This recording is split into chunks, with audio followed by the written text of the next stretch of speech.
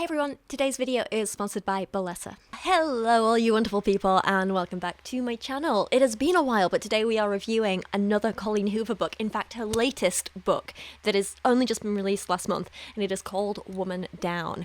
I had seen murmurings saying that it's much better than anything else she's written before, so I went in with not high hopes, but higher than normal. This book is marketed as much more of a thriller than a romance, because a lot of her books are kind of romance-ish, but books like Verity are more like thrillers. This one is marketed more as a thriller, although Amazon categorises it as dark romance, which worried me going in because you know I'm not a fan of dark romance. However, now having read the book, I can see why it's in those categories, absolutely. The blurb reads, "Her words used to set the page on fire, but a viral backlash over her latest film adaptation forced Petra Rose to take a hiatus, resulting in missed deadlines and an overdue mortgage. Branded a fraud and fame-hungry opportunist, she learned the hard way what happens when the internet turns on you. She's been uninspired to write ever since." I found this interesting considering all the drama there's been around a certain one of Colleen's film adaptations. I'm of course talking about It Ends With Us and the awful sexual harassment accusations coming out about it, as well as the offensive marketing that went on in the first place as well. You know, grab your friends, wear your florals to this domestic violence film, whole mess. So I thought maybe she was taking inspiration from the real world ever so slightly. Turns out Petra is just an absolute self-insert of Colleen. It's almost laughable how obvious it is. We'll get there. I think at one point in my script I said like, oh god, she's just writing fan fiction about herself, isn't she? So this theory was supported like right off the bat, because Colleen writes this like note as herself to the readers, like at the start of the book. Basically she says this book is like an extended and reworked version of a short story she wrote years ago, and then she goes on to say, "I took the short story some of you read and poured my heart and soul into expanding it. It's taken me 3 years to release a book since it starts with us, not because I've been rewriting Saint for those 3 years, but because I've been trying out new things outside writing, and frankly I needed some space from a career I was beginning to find more stressful than normal." Which is understandable. In these last few years, her popularity has blown up, but so have the criticisms of her writing. She had the It Ends With Us film problems to deal with. She's also had some personal criticisms aimed her way. I've spoken about this before, but I think there was some, there was a case where, and please correct me in the comments if I'm getting the details wrong, because I should have written this in my script and researched it. I'm talking off the top of my head now. There was a thing where some young woman reached out publicly to Colleen Hoover to say that her son had maybe like sexually harassed her or something like that. I can't remember exactly, but Colleen did like absolutely nothing about it and just blocked this young woman and supported her son, and she didn't take any accusations seriously, and she faced a lot of criticism for that. Plus, people have been critiquing it, myself included. I am a big critic of Colleen Hoover, because a lot of her books glamorize and romanticize domestic violence, rape, coercion, sexual assault, abusive behaviour, just damn toxic relationships, and I do think that is quite problematic. That said, I actually kind of respect the choice to take a step back from writing for a bit and work on other things, and I really hoped it had paid off for her. I'm in two minds about whether it has or not. This book is definitely better than her others, but it's still bad. Like, I'll tell you this now, I did not like it. I did not enjoy it. Is it better than anything she's written before? Yes. Does that make it a good book? No. Before we go any further, I need to tell you about the sponsor of today's video, Bellessa, who are giving out free toys or gift cards to everyone who signs up for my giveaway. They're an absolutely brilliant bi-woman company whose goal is to encourage everyone to explore, embrace, and celebrate their own sexuality. They have sent me an amazing selection of toys over the years, including the Pebble, which is the perfect little toy for beginners. It has a mixture of suction and vibration, which you can use independently from each other, and it has a range of power settings, but no annoying vibration patterns. Or if you want something you can use internally as well, then I really recommend the Air Vibe. This is amazing because it can do both clitoral and G-spot stimulation at the same time. But my favourite is the thump, which does absolutely everything for your external stimulation needs. It vibrates, it has suction, it has this amazing soft pulsing thumping sensation. It's fantastic. And as you can see, every single one of these toys comes in an adorable little box, which is discreet, it's strong, it keeps your toys safe and clean, and it's how you recharge them via USB, which is really, really convenient. All their toys are waterproof, they're quiet, they're discreet, and they all work at different power levels, so you'll definitely be able to find a sensation that you like. So if you'd like to try them out for yourself, you can use my link, which is down below this video, and you can get yourself something fun. Remember, Blesser are literally sending out free toys or gift cards to everyone who signs up using my link, so it is well worth it. Thank you so much again to Blesser for sponsoring this video and continuing to support my work. She does go on to say though, and this is in her author's note thing, just please keep in mind that while writers do take from their own lives, and some themes may mirror those of my own life in ways, this is in no way a replica of my journey or my morals, nor is it a reflection of how I feel about my peers or this industry. This is simply a fun journey the characters took me on and nothing more. Please, I beg of you, do not try to make ties between my personal life and this story, as there are none. I'm just a writer writing about a writer. I'm in no way advocating for or defending the character's behaviour or thoughts. So I was like, okay, let's not read into it too much, until you actually read the book and realise that, like, Colleen is just writing about her own life and sharing her own thoughts, and it's a lot. It's really hard to listen to what she's saying here. Anyway, back to the blurb. Now, with her next suspense novel outlined and savings nearly gone, she retreats to a secluded lakeside cabin hoping to find inspiration.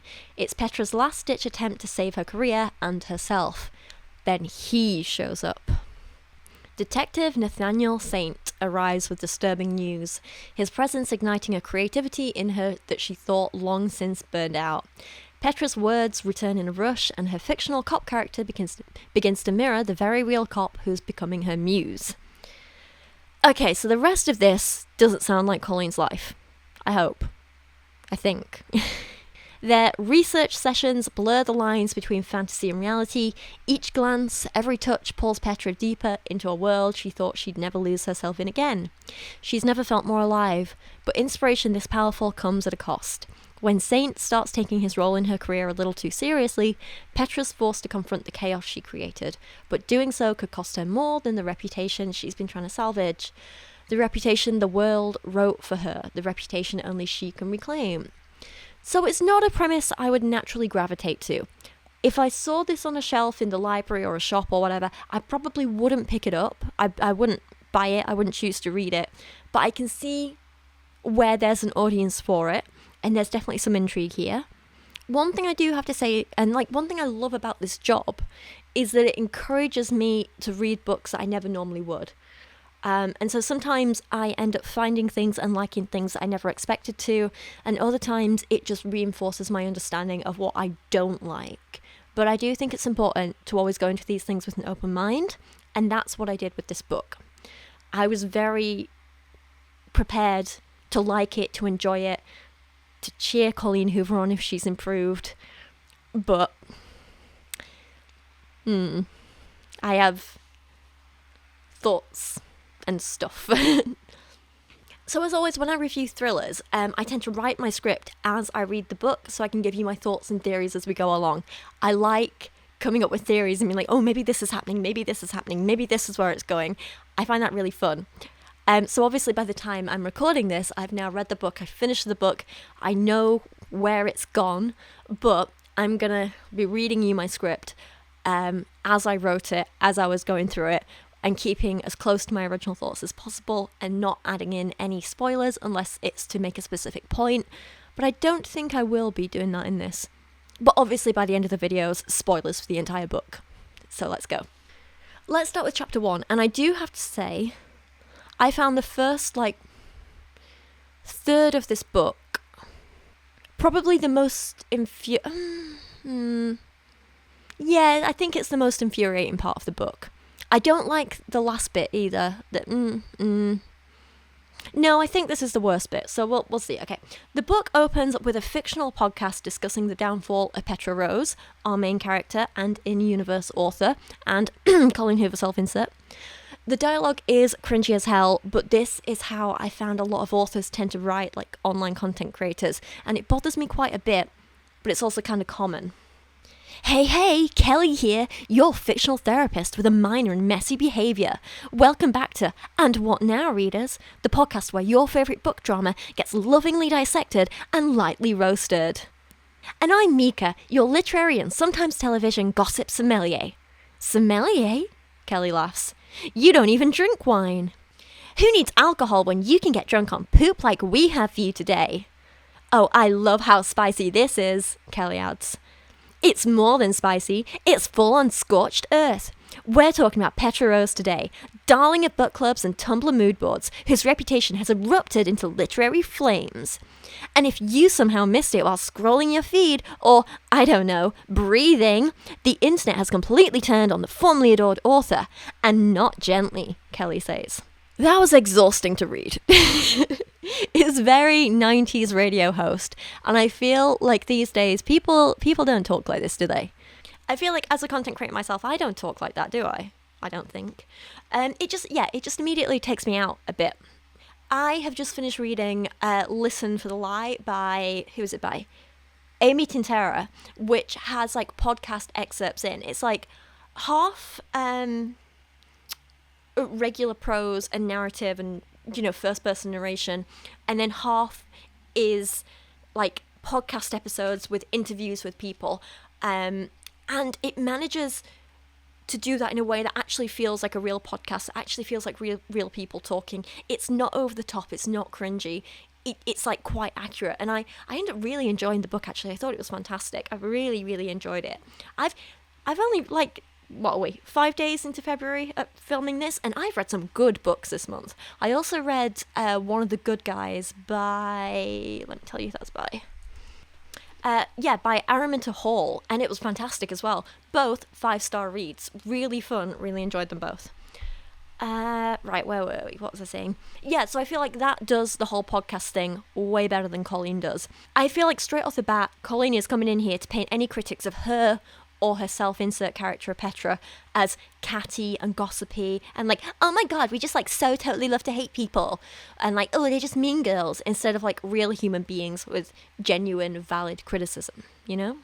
Colleen Hoover definitely inserts a lot of criticisms she's seen about herself online and inserts them into here, and it's just a bit awkward. Like, we all know Colleen Hoover watches hate reviews of her videos. We all know she reads the bad reviews and replies to them.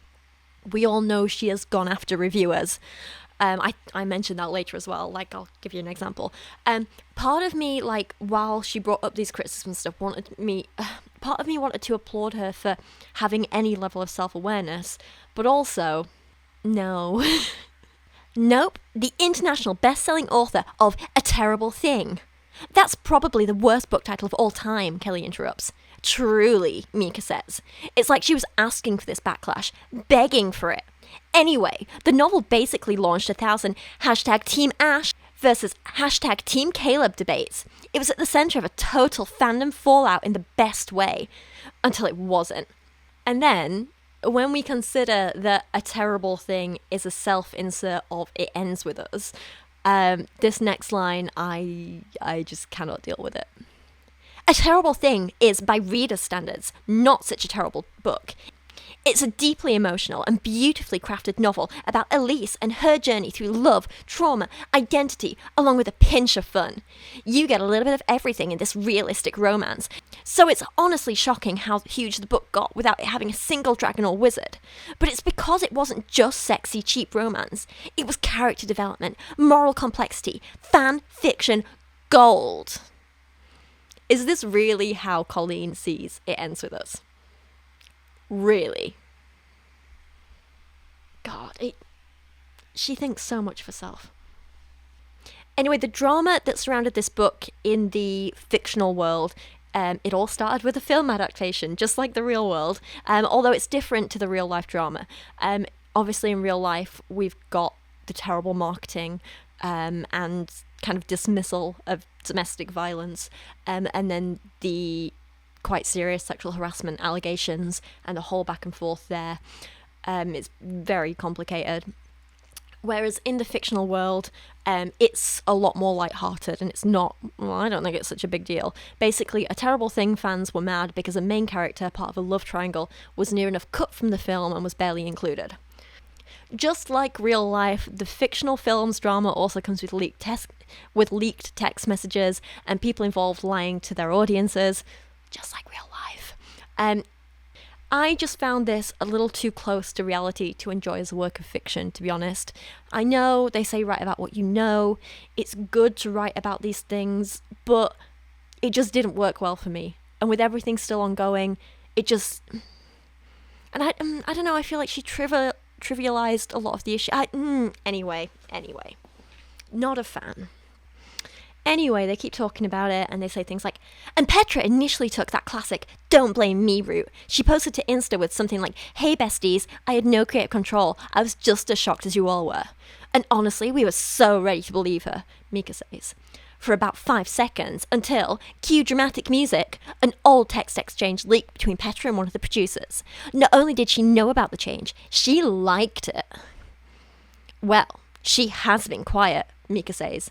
Not a single social media post in almost a year outside her own fan club, which I hear is dwindling. I wouldn't know. I left that fan club 6 months ago, Kelly says.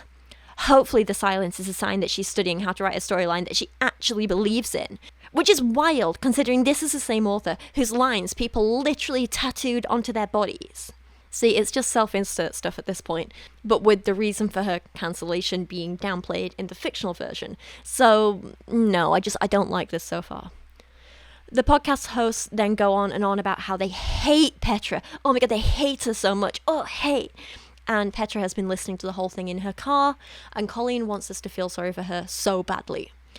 Her being Colleen, and the fictional author. The bad guy in this whole situation, according to Petra, is the film's producer, Alistair Jones, who is clearly, I think, meant to be a stand-in for Justin Baldoni, right? She says, "I've been unable to function since all this started. I feel like a fraud. I feel like everything I built has crashed down around me and I'm buried in rubble that no one even cares to dig through because they aren't even curious if I'm suffocating to death. They only want to know who will show up at my funeral after I do suffocate to death." She really, really overwrites a lot, doesn't she? She hasn't lost that. I wonder who would show up at my funeral. I have friends and family who would be there, but I realise now all the friends I've made in my years of being in the book world weren't really friends at all. Other than Nora, everyone has ghosted me, and I don't blame them. Again, I want to have sympathy for people, I really do, but this is just so heavy-handed with the pity me, when Colleen Hoover has made a career and literally millions of dollars off glamorizing abuse and cheating and child grooming, not to mention everything we spoke about before. And I just find it really hard to sympathize with her, especially when she's laying it on so thick like this. We also get the classic Colleen Hoover telling, not showing info dumps that in this case managed to be both over and underwritten at the same time. It's bizarre how she can do that. My anxiety is at an all-time high, and writing is truly the only thing that eases it. Writer's block clamped down on me like a suffocating trap that arrived precisely when my name started appearing in articles beyond the literary sphere. It's a cruel irony, isn't it? One person's dream of widespread recognition can so easily become another's nightmare. I just find it really hard to deal with an overdramatic lazy millionaire's self-insert fanfiction, you know? I turned off notifications for social media after the vitriol began. The digital world, once a platform for connection, has become a relentless antagonist, and the only way to silence it is to cut myself off from it. Now, I understand how hard online hate and criticism can be, and I've said before that this kind of online hate is something that any content creator has likely experienced at some point. I know I have. I know it's difficult, and I do empathise with the majority of people going through it.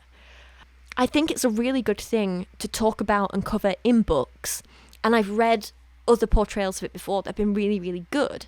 So, for example, it's about 8 years since I read it, but Dorno Porter's The Cows has always stuck in my memory as being a really, really good portrayal of someone facing online backlash and how that affects them and so on. I just don't think Colleen does it well. Where Dawn was like absolutely fantastic and showed like, you know, the realities of what it's like to be an influencer that people criticize. I don't think I just find it really hard to have any sympathy for Colleen Hoover or her self-insert character. I want to, I just can't, you know? Like the woman who made light of sexual assault and grooming and sexual coercion in book after book after book and real life is suddenly asking for sympathy because she's sad she's getting backlash for it. Like, I'm trying to feel for her, but I'm struggling. If Colleen had come back and be like, well, you know what? I've learned, I've grown, I'm going to show what like a healthy romance is really like, or I'm going to, you know, listen to the criticisms and improve and do this. Like, I'd have been like, oh yeah, you know, I'm all for that, good on her. But instead she came back and she's like, oh, woe is me, pity me, oh, I have such a hard life, everyone hates my books, and oh, I'm just stuck here at home with my millions and millions of dollars, and by the way, I'm going to write more rape and coercion and manipulation and abuse and call it romance. I can't. Anyway, Petra is driving to a cabin in the woods to do more writing, and her friend Nora calls to remind her that the only people who are criticising her online are just the vocal fringe with a financial agenda. Why is it that when she writes problematic books, she's just an artist with vision, but when people critique those books, oh, they're just money hungry? Like, I guess it's okay for her to make millions of dollars off romanticized abuse porn, but it's not okay for me, for example, to make a couple of £100 by criticizing said abuse porn. And sorry, but like, not everything has to do with money. I don't choose my video topics because I'm like, oh, this will make me a lot of money, because most of the time it doesn't. I choose my video topics based on what I'm interested in. And like, yes, I need to earn money to pay my bills and keep a roof over my head, but I'm not exactly rolling in it. I'm not like well off. I'm not like getting a crap ton of money to spread hate. I'm just talking about things that I'm interested in and people enjoy it, and I'm making enough to get by. That's it. Colleen basically tells us why she's been silent up to now by talking about why Petra's been silent. She sighs. Well, you have to get back online if you want to save your career. Maybe say your piece on a podcast. I can climb my way out of this hole without stooping to Alistair's level. That's why I'm going to the cabin to write. I'll get revenge with my pen. You're right, revenge with your pen. Write the whole story and publish it as a work of fiction. It'll be a good outlet. Call me later when you're settled. I have an idea. She's literally writing like a fictional version of what she's done. I normally love meta stuff. I really, really do. Over on my second channel, I recently did like a little January reading wrap up, and one of the books I really, really loved reading in January was Long Live Evil, which is very meta. It's about this girl who is like sucked into this fantasy world of her favourite novels, and she becomes a character in the novels, and then she uses like her knowledge of what she knew about the novels to kind of change the world she's now in. It's a really like very meta. I love meta stuff. I think it's great when it's done well. This I hate. I really, really hate it. And now, having finished the book and knowing where it goes, I hate it even more. I'm so sorry. I really wanted to like this. I really thought it was going to be good, and it just... No. Okay. By chapter 2, we get some typical Colleen Hoover style humour, which is just, I'm so quirky, I insert random things into my writing, like the watermelon sweets in Forgetting You, kicking gnomes in Slammed, and so on. So she turns up at the cabin, and some guy is waiting on her porch. Turns out he's like the landlord who owns the place, she's renting off him. With all the advancements in technology, there is absolutely zero reason for the rental host for this cabin to be meeting me in person, but here he is. I don't even know him, and I already find him the most irritating thing in the world. I take that back. The shape of corgis is pretty damn irritating. There's something about a corgi that's just unfinished. It's as if God started making the dog breed and walked away from them when he was only halfway into the design, leaving them in this weird limbo. Their bodies are too long for their stumpy legs, and their heads too big for the rest of their bodies, like they might faceplant with every step. Anytime I see one, I can't help but feel like it's a cosmic mistake walking around on 4 legs. If I were a corgi at this guy's feet, I'd question whether I died and gone to hell. How does this 40-odd, she must be nearly 50 now? How does this 40-odd-year-old woman have the sense of humour of a 13-year-old on Tumblr in the 2010s? You can't just insert random things and expect it to be funny. If I was her head editor, I'd just cut it. Cut all of this. Colleen's self-insert Petra, like all of Colleen's self-insert characters, which is most of her female protagonists that she writes, is unnecessarily cruel and judgmental. I know from the guy's owner profile that his name is Louis Longsetter. What? God, her and the stupid names. What kind of name is Louis Longsetter? It sounds like a character from a sitcom, not the kind of person you'd expect to meet in the real world, with actual parents who said that name out loud and thought, yes, that's the one. I hate that I find cheerful people immediately unlikable. I'm aware that's a flaw within myself, but I have too many flaws to worry about polishing that one. The whole second chapter is just her complaining about the cabin she's renting and complaining about the guy who's renting it to her being too nice. Of course. And of course, Colleen complaining about being Colleen. Hell, I have the following. I should monetize my own platform and start crap talking myself too. I'd probably make more money by trashing me than being me. Trust me, love, you wouldn't. You wouldn't. I don't know how much you think people like me make, but it's not that much. I mean, I know I'm in the minority because, like, I don't really take a lot of sponsorships, so I do miss out on a lot of money that way, but yeah, you know, ad revenue isn't as much as people think it is. I actually, side rant here, I got into, like, a bit of a weird thing with, like, there's this band I quite liked, I only heard, like, a couple of their songs, but I was like, oh, okay, this is kind of interesting, like, maybe I'll follow them on Instagram, and I did. And then they made this, like, post complaining about, you know, Spotify not paying them enough. And I'm like, oh, you know what, yeah, absolutely sympathise with this. I have a bunch of musician friends, they all say the same thing. And then they started going on a rant, being like, oh, you know, unlike YouTubers, they get paid so much, we don't have that. And then they listed, like, a breakdown of how much they earned per, like, listen and things like that. And I was like, oh, hang on a minute. And so I kind of reached out to them and I was like, hey, like, just so you know, like, completely support you. I think you're right. Spotify should pay their artists more. Yes, completely on board with that. But I don't think you should be, like, bad-mouthing other people like YouTubers and being like, oh, you know, they get paid a lot. And you're like, because we don't. Like, I've looked at your figures and looked at my own. And if you look at kind of what we get paid per minute of content consumed, you earn, like, 3 to 4 times as much as I do, and I have to put out content way more consistently. You know, where they put out, like, a song every 6 months, I have to put out, like, what, 10 to 12 hours of content a month.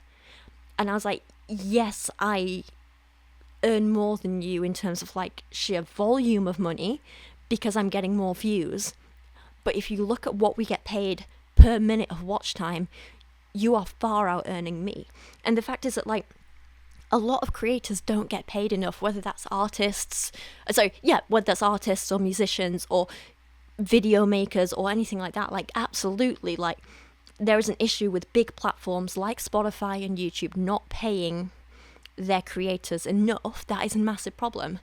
But I don't think it's fair to, like, be like, but I don't think it's fair to, like, be pitting us against each other. And, like, them being all, like, bitter and be like, oh, you know, YouTubers have it so easy. Like, we don't. We get screwed over as much as you do. And, yeah, they were just... They were a bit weird in their reply. And then they were like, oh, well, you know, maybe we can come on your channel. And I was like, no. No. But anyway, yeah, it was really weird to me. And it put, like, a bad taste in my mouth. And I ended up, like, unfollowing them and... haven't liked their music since, because it was just a bit yeah, not a fan. Right, anyway, where were we at? Sorry, that was just an aside. Yeah, so Colleen writes, when I first began writing, I did it purely for fun. It was a need, something I could escape to when my real life got hectic. It was exciting, and readers were excited. I'd write about anything I felt like writing about. Hot MMA fighters, aliens attacking Earth, farmers falling in love with city girls. 17 books later, my name was out there and the bills were getting paid and life was good. I felt like I was on top of the world. Unfortunately, gravity pulls everyone back down again, and boy did I fall hard. It was like someone sliced a hole in my parachute and threw my descent on live TV for the entire world to see. How many books has Colleen written? 25 books, that's ridiculous. Clearly Petra is still a self-insert, anyway. But yeah, like, Petra's like 34. So she's younger than her, so it makes sense that she's written less books than actual Colleen. Anyway, not the point. Chapter 3. Writer's block can suck a penis. It's dark outside, and I am depressed, and I have made zero progress. I am so and I am so very hangry. Does anyone else get the feeling we're just reading Colleen's personal diary from the last few years? But the voice that tells me I'm a lucky fraud is always the loudest. I hate imposter syndrome. I hate that I believe the negative reviews of the positive. I hate that I'm questioning whether or not I can actually write a realistic book. I mean, not to be cruel, but that's kind of what Colleen is. She did get lucky that TikTok went crazy for her books. She got good marketing. She's not displayed any real signs of being a talented author. I don't think she can write a realistic book. I do think her negative reviews are more accurate than the positive ones. I feel sorry for people with imposter syndrome, but I don't think that actually counts when you are the imposter, you know? And I know this is really horrible of me to say, it's so horrible. But it bothers me that someone like Colleen Hoover is getting more success and notoriety than other authors who are actually talented and who have put time into, like, writing really damn good books. There's so many indie authors out there that need more, attention and praise and people reading their books. And instead you just have people like Colleen Hoover who are literal millionaires from writing abuse slop, you know? Sorry. She bothers me. She does. Anyway, Petra has started work on her book. There's a detective Miller and a woman called Rhea. He's questioning her about a woman called Sarah's disappearance, but it's complicated because Rhea is sad her best friend is missing, but also finds the detective very, very attractive and is mostly thinking with her vagina. Just like all Colleen Hoover's female protagonists ever. Back in the cabin, Nora phones and tells Petra to do a live stream in her private Facebook group of fans. I, the author who used to churn out 2 books a year with effortless grace, haven't even been able to finish the one I started 18 months ago, nor have I been able to face live questions since the last live video I did ended so badly. How many more times do I have to say self-insert? Anyway, they do the live stream, and Petra tells people about her book and how there's going to be a love triangle between Rhea, the detective, and his wife. So Petra likes to excuse cheating in her books, just like Colleen does. And I know in her author's note, she's like, I'm not saying I condone this. I'm like, yeah, but you've condoned cheating in a lot of your books, Colleen, so come on. There's more long, I used to love writing, but now it's so hard paragraphs. Again, I want to have sympathy, and normally I would. If this was written by anyone else but Colleen Hoover, I would have way more sympathy. But I'm afraid my personal bias against her, based entirely on her past actions and writing, are just making it very difficult for me. I find her fundamentally unlikable. Plus, with having the friend character of Nora just completely licking Petra's / Colleen's bumhole the entire time, and knowing that Colleen is the one writing this, it just feels like she's patting herself on the back constantly, which completely undermines any vulnerability she thinks she's showing. You can't be like, oh no, I'm so sad, and I'm doubting myself, and then have your character say this about your self-insert. Thank you for your vulnerability, Petra. That was a really good answer.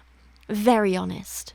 First of all, stop reading your negative reviews. Second, almost every negative review calls the book or characters unrealistic. It's the go-to term for reviewers who didn't like something.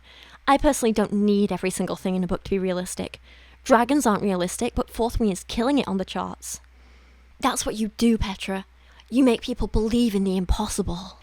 And there's just so much more like this of and we'll get to it as well with other characters. You'll see it coming back. So many characters like, oh my god, Petra, you're so talented. You're the best writer in the world. And it's like when you know Colleen is essentially writing this about herself, she becomes even more unbearable. We're now 14% of the way into the book somehow, and nothing has happened. Just pages of poor me, I'm so talented. Why don't people love me anymore? And it's very tiring. Petra says, I want the story to feel real when I'm writing it, but I'm not sure anything can feel real if I haven't lived it. Maybe I need to switch to fantasy and give romantic suspense a break. Either that, or I should take a break and go live a little, do some dangerous, suspenseful stuff, get more life experiences under my belt. Which is funny because that's literally what Colleen said she did herself in the real world in her author's note. So, Petra is just Colleen. I smile, but inside I'm battling the usual frustration.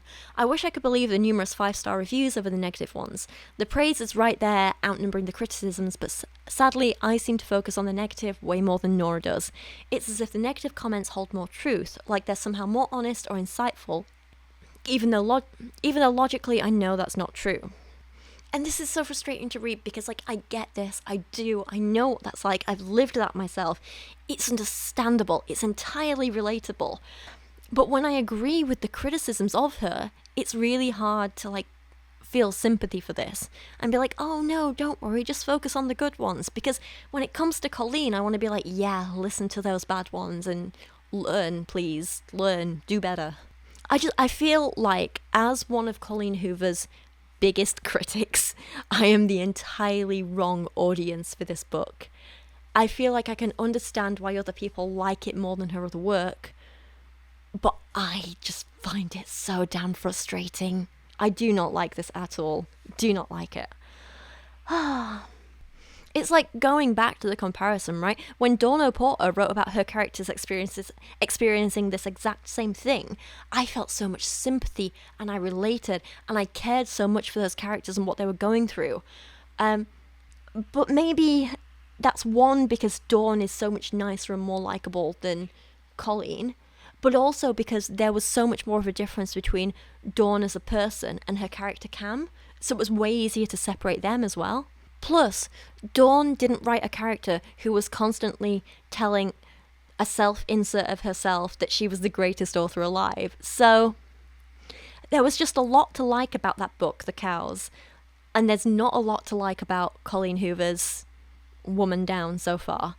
I feel like I want to like it, but she's so insufferable I just can't. And I think that's what's like most frustrating to me, because these are topics that I do want to read about and I do want to see them covered. And I think if done well, it would be a book that I really loved. But it's just not done well.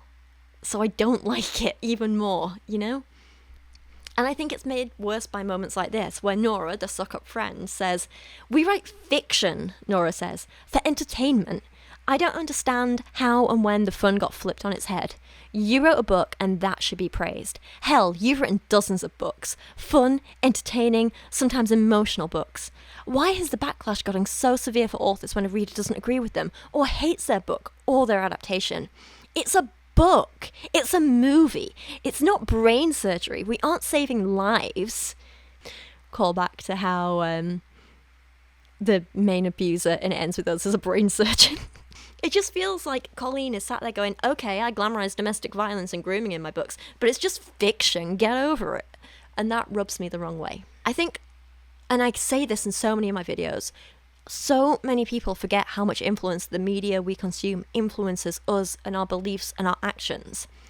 When Colleen Hoover writes a 3-part series about a teacher grooming his student and portrays it as peak romance, and is like, it's just fiction, get over it, that absolutely has an impact on the reader whether they realise it or not. And not a good impact. Even Colleen Hoover's self-insert goes on to say, some might argue against that, I say. I mean, I get what you're saying, and I agree with the first part of what you said, that it doesn't feel as fun now that we're getting reviews in more forms than just ratings on Goodreads and Amazon. Now people make videos and dedicate entire social media accounts to reviews so we can see it. Readers are more involved and have more impact, but that's also a positive thing. One good review that goes viral can change an entire author's life in a lot of positive ways. Do you mean an author's entire life? Is that a typo? But I think you're wrong about books just being for entertainment. I personally think books and movies can be very powerful tools, and they can change minds, behaviours and thought processes, and yes, they can save lives. I do believe reading can save lives. I agree with her on that last part, I do. It's just a shame she doesn't then understand how harmful her books romanticising domestic violence and grooming and assault are. You know what I mean? If they can save lives, then they can also ruin lives. What annoyed me about this though was that rant in the middle about people, they just leave ratings on Goodreads and Amazon. Now they make videos. This is clearly a reference, I think, to her being so involved in like watching hate videos about herself and in some cases going after critics. Again, this book feels less like a work of fiction and more of her just airing her dirty laundry and having a rant to all the people she's mad at, and it's quite uncomfortable to read. It's not a good look for her. That said, I don't hate her trying to address some of the criticism she's received. For example, there are absolutely people who think books can ruin lives. That's why books get banned. Do I agree with them? Not with the banning of books, but I do worry that some readers, especially the younger ones who are reading books meant for adults, don't quite know where to draw the line between fiction and reality. We've seen how the behaviours of a character we intentionally wrote to be evil can occasionally be excused by the reader. Does that mean the reader would excuse those behaviours in real life? I hope not.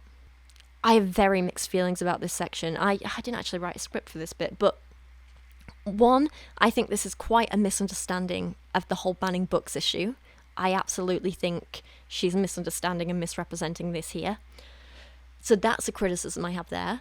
I have to applaud her for talking about how certain younger readers shouldn't be reading her books in particular because they are for adults and they do have a lot of like erotic scenes in them, sometimes quite graphic.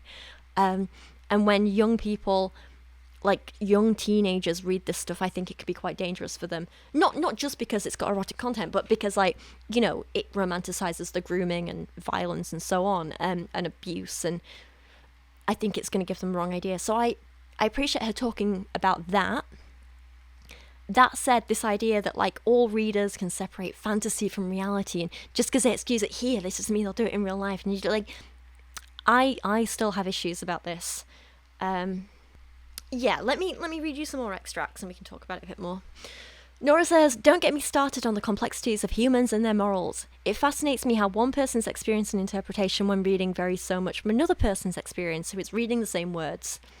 This is just the, who was it? Stuart Hall, there we go. Stuart Hall's reception theory, and how when you create a piece of media, whether that's a book or a video or anything like that, you encode a certain message into it and you put it out into the world, and then readers or watchers or whoever's consuming your media decodes it in a certain way, and you hope they will decode it in the way that you intended it to be decoded.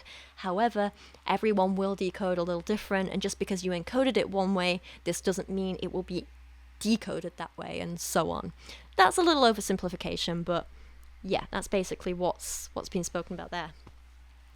Nora goes on to say, "I'll get emails from readers telling me a book was way too vulgar, and in the same day get an email from a reader complaining that the same book wasn't edgy enough. It's also subjective and confusing to navigate, especially when you're reading these opinions that come through to you all day. We're up, we're down, we're back up, we're down again.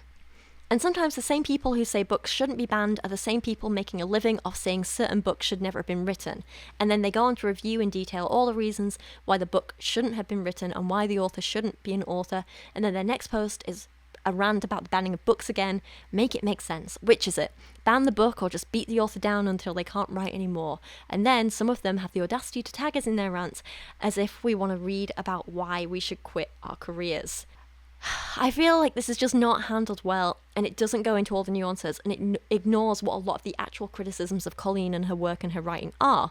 And it also ignores a lot of the issues behind banning books, right? Like, I won't address it all here because I've gone over my thoughts numerous times in other videos, but I will just summarise by saying, 1, I think Colleen is approaching this all far too simplistically and far too black and white. 2, she doesn't really understand her critics and is just trying to make them look confused and stupid. And 3, I don't necessarily think that this is the right or most effective format for this discussion based on Colleen's lack of writing skill. I don't think she can do it justice. I would potentially be praising this topic if another author tackled it, but it's a mixture of who has written it and how it's written that makes me find it quite difficult to read in general. Saying that it's somehow hypocritical to be against banning books in general, especially when those books talk about things like the Holocaust or cover LGBTQ plus issues or characters or things like that, or books that tackle racism, when they're banned, that is absolutely problematic. However, that's not the same as criticizing a book you don't like or that you think is harmful because, for example, it's romanticizing abuse. You know what I mean? You have every right to critique that. and be against banning books. Like, it's not an either or, is it?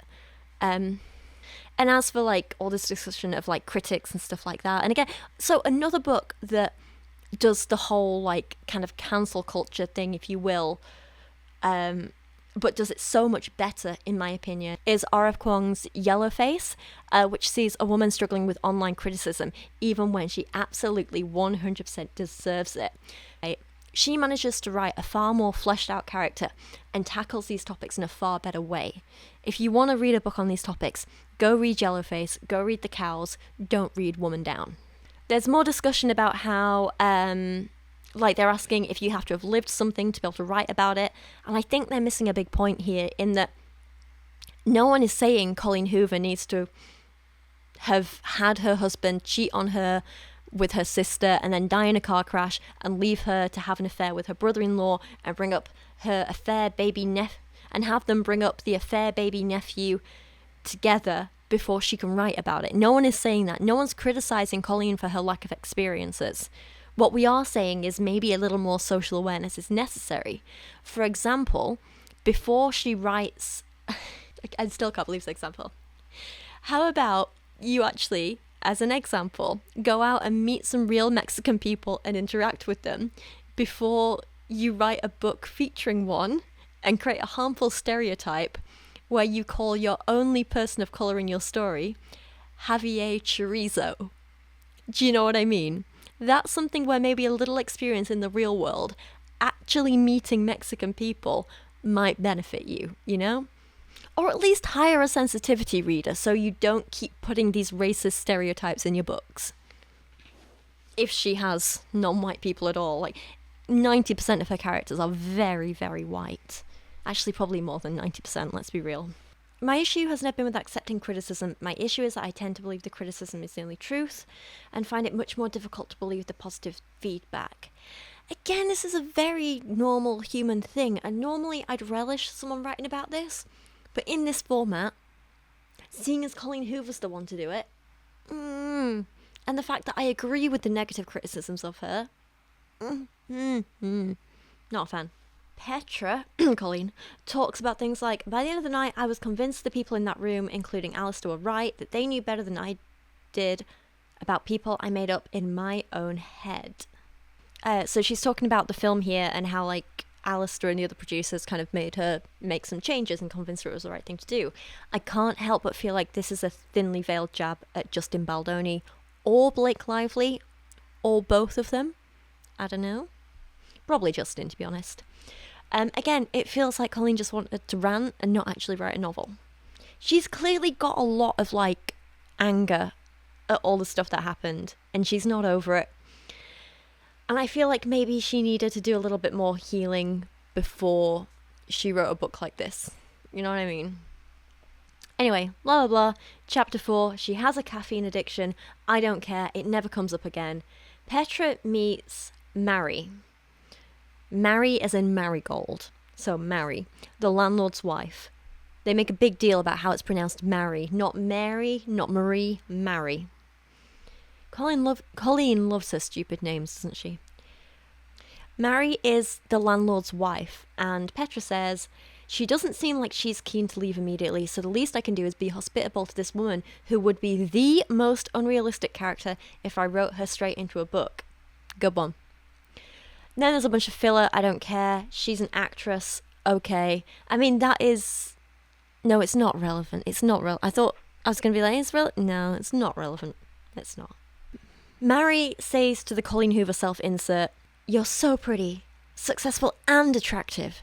It's everything I dreamed of being. I kind of hate you. And this is just one of the reasons I'm struggling with this book. Colleen Hoover is just sucking up to herself constantly.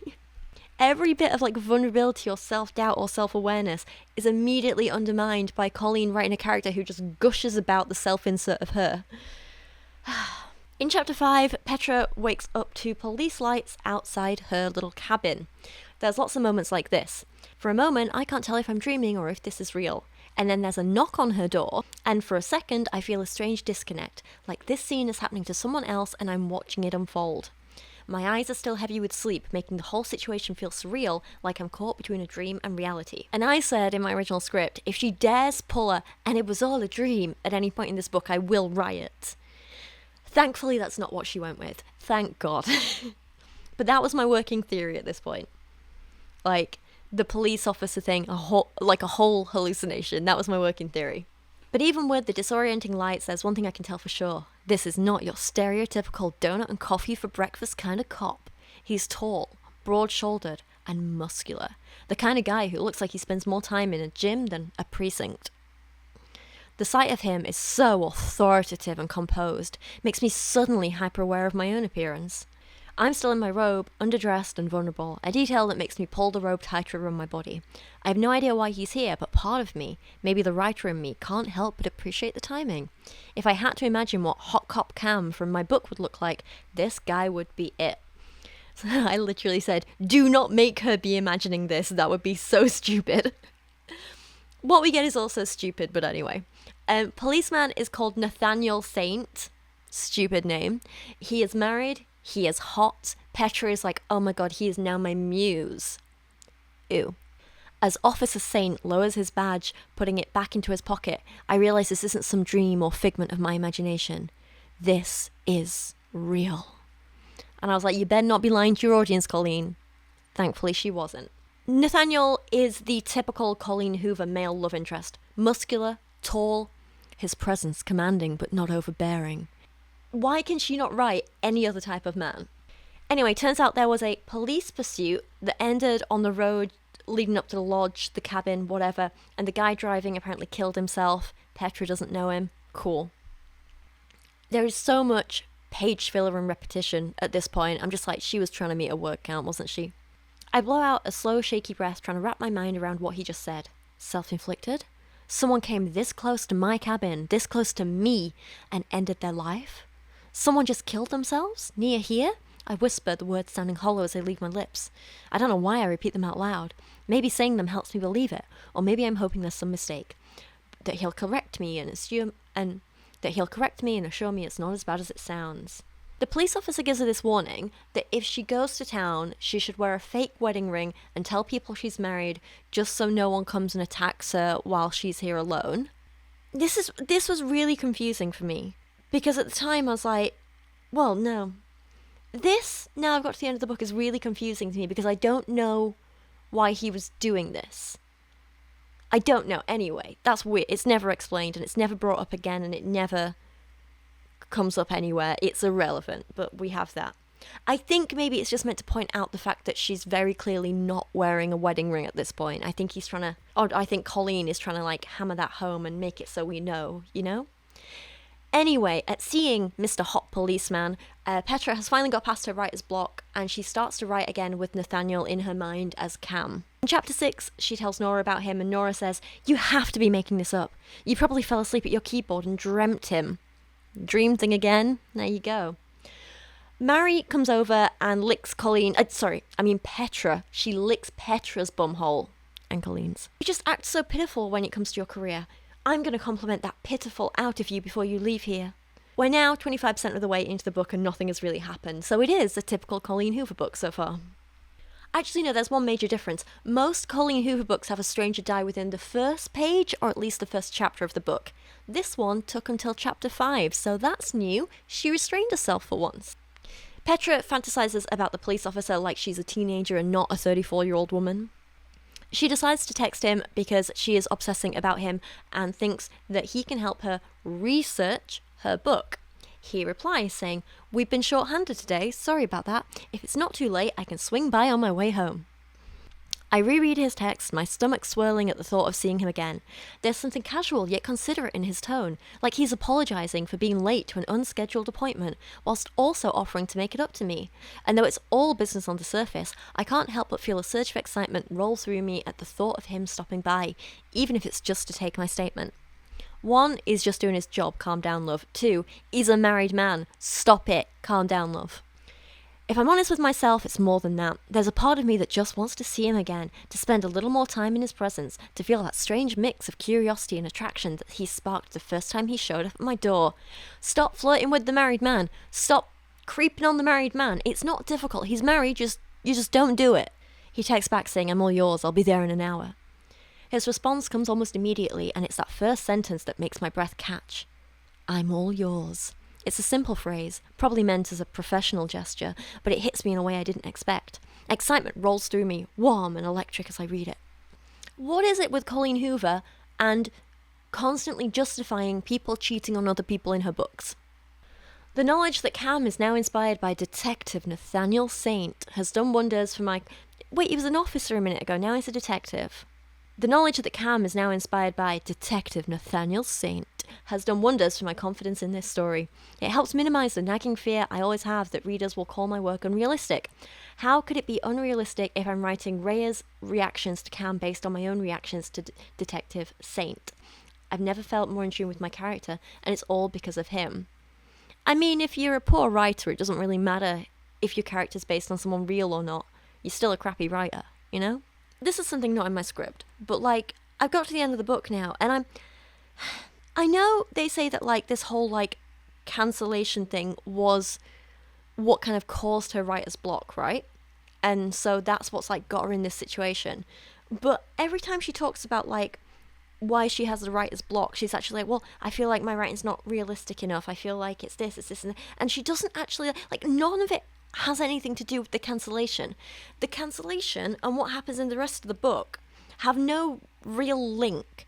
I feel like she's writing two separate books. One about a cancelled author, and that we don't really get any conclusion there, and it doesn't really help with that in any way. And then one about this woman struggling with writer's block who gets to stalk a police officer in her life.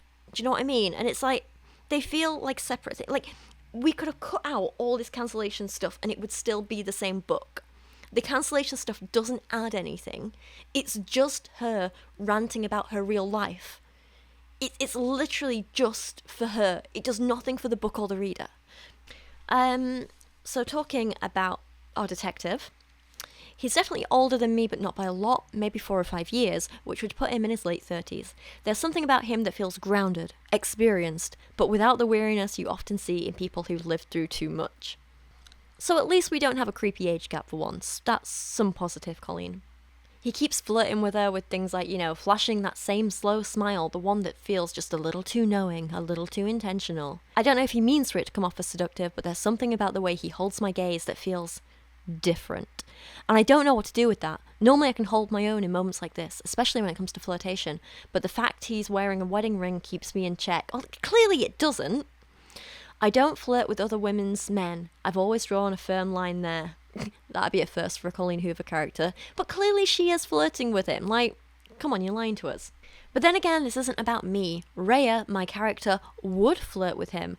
That's how her affair with Cam begins in the book, after all. She latches on to every flirtatious smile he throws her way, turning it into a game, letting it pull her deeper into the affair that eventually consumes her. As I stand here watching Detective Saint move through my kitchen, a part of me wonders how much writing I could get done tonight if I let myself slip into Rhea's skin for a little while. What if I became her, just for a moment? And there we go. That's the justification for the cheating. Typical. We knew it had to be here.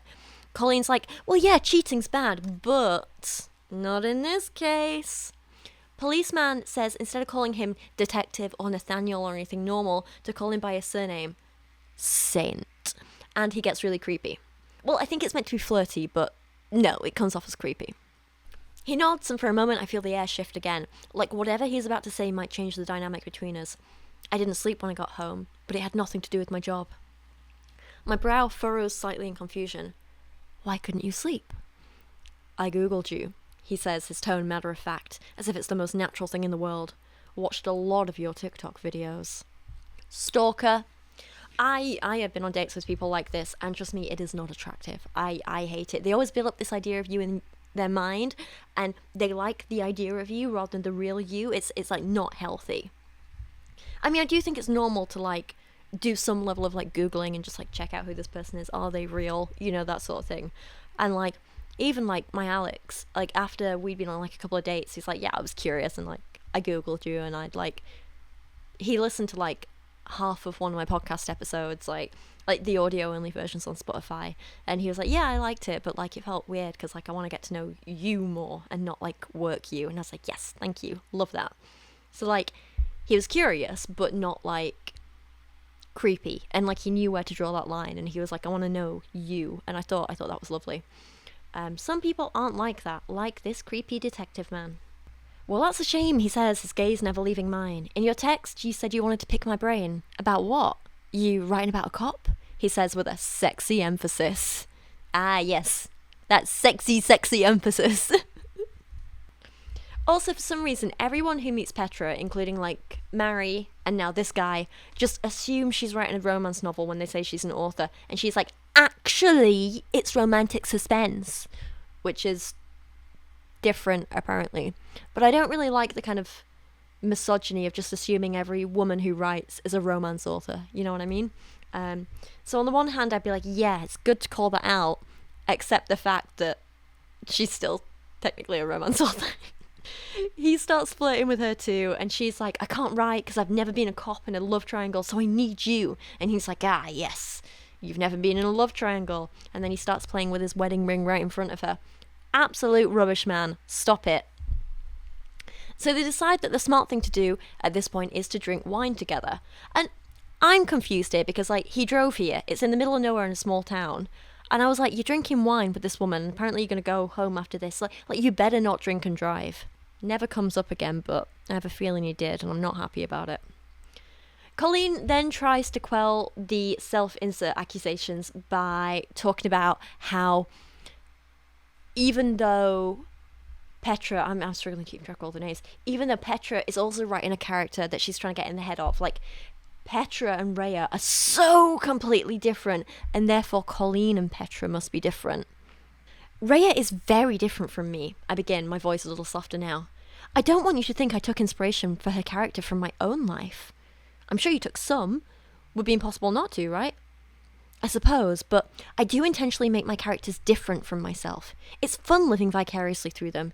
She's only 26, but she's lived a busy life, already out of law school and practicing.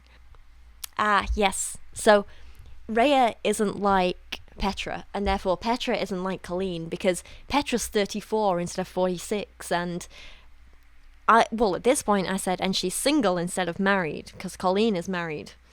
And I was like, there you go, two differences between them. They're entirely different characters.